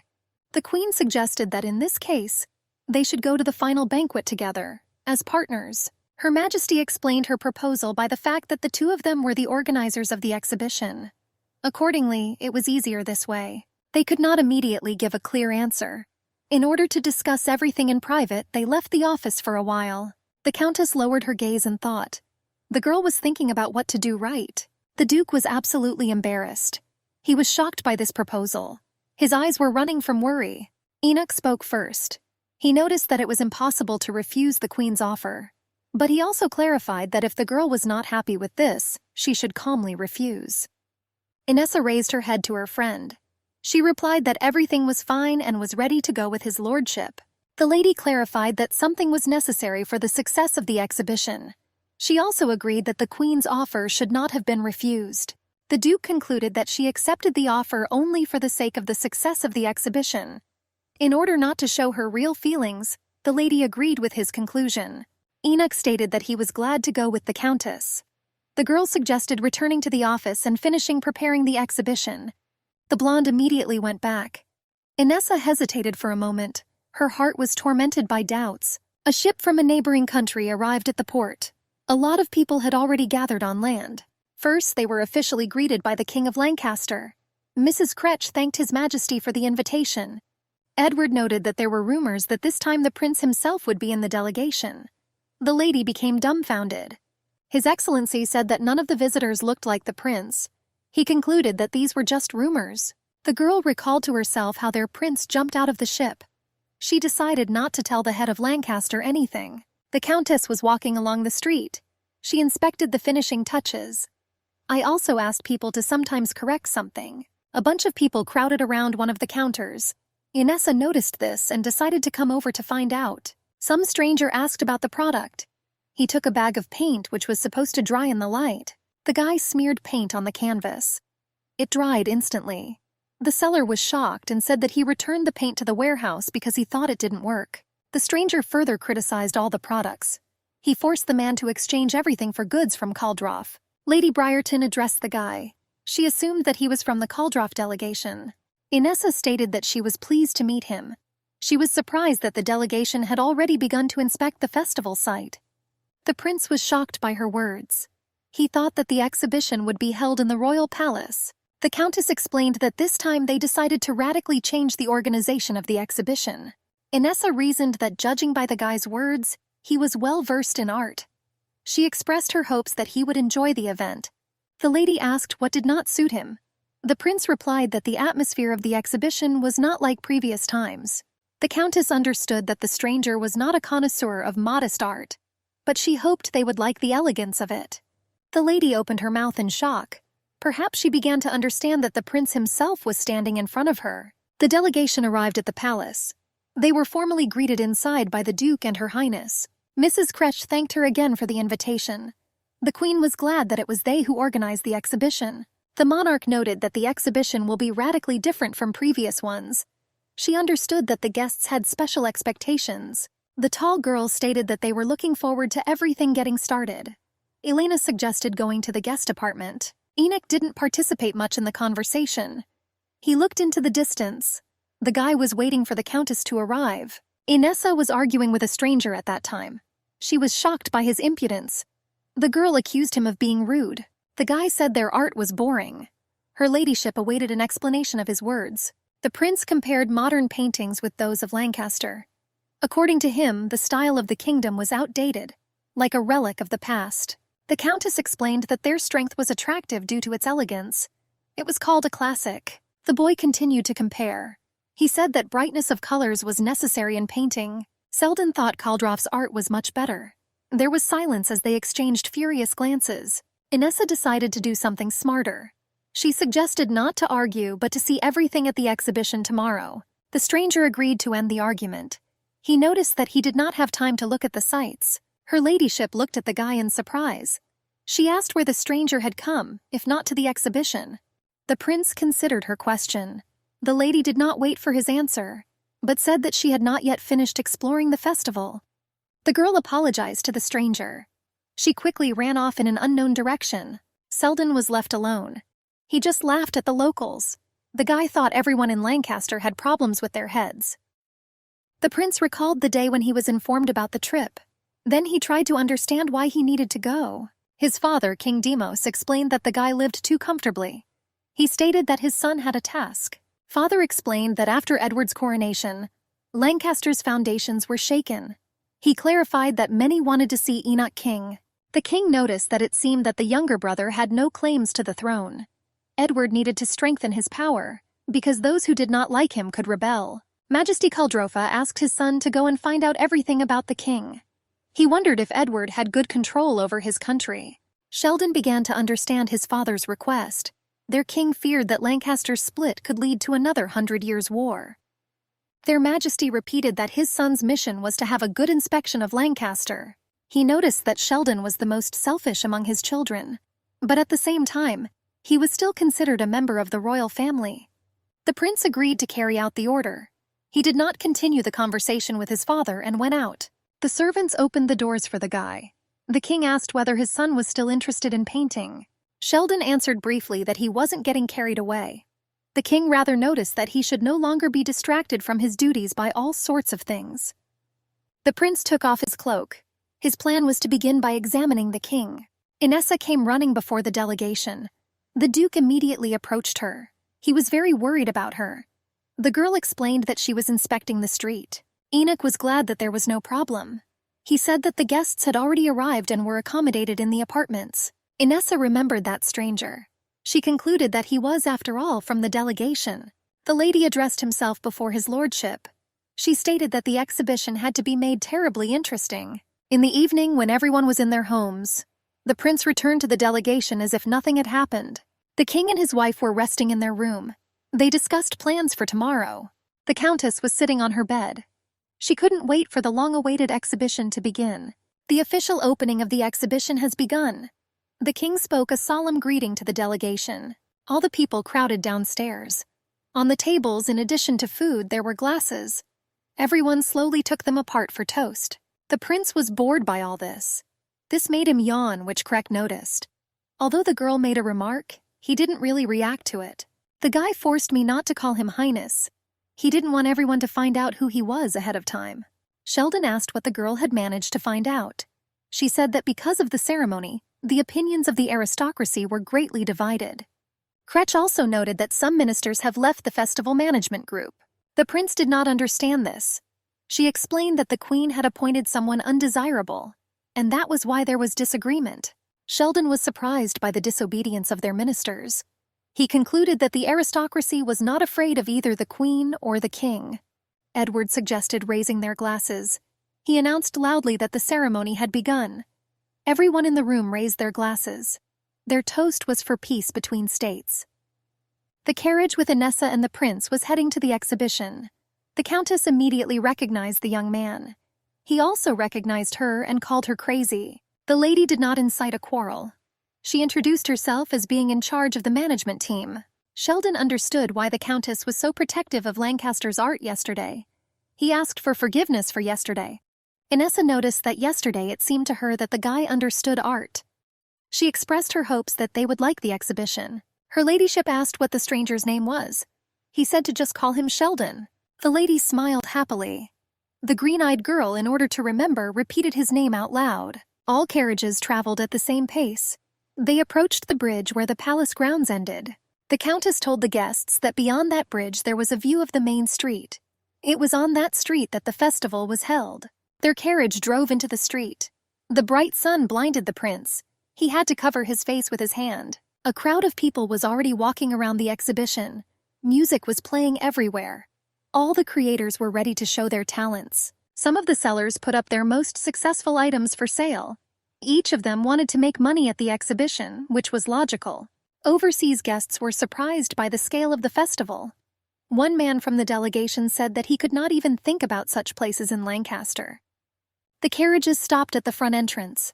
Inessa noted that it was too early to be surprised at the scale. She said that there were works of art placed all over the street. A guide was also provided for the entire delegation. The carriages stopped in a row so that everyone could get off. The countess waited until everyone was ready to walk through the exhibition. Some did not wait for the guide but went on their own. They were loudly discussing how cool this exhibition was compared to the last one. Her ladyship happily listened to their conversations. She was glad that she had pleased the people from Caldroff. The prince was one of the last to leave. He looked at the first landscapes of the festival with interest. Sheldon saw that Inessa was next to him. He hid his real emotions. And I noticed that the exhibition was not bad. The guest could not contain his emotions. He loudly declared that the festival was excellent. This confused the lady somewhat. The prince wanted the countess to show him around the exhibition. She tried to justify herself by saying that she was the organizer and could not do it. But the guy didn't care much. The duke communicated with other people from Caldroff.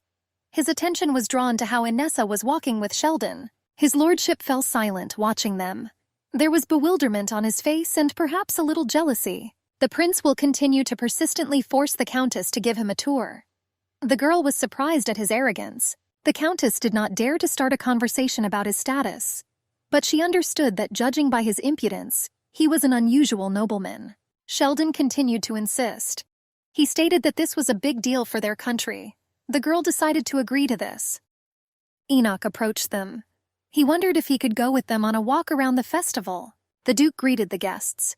He introduced himself as Manager Enoch. He also said that a tour had been prepared for other representatives. Craig thought that he was the king. She quietly told this to the prince.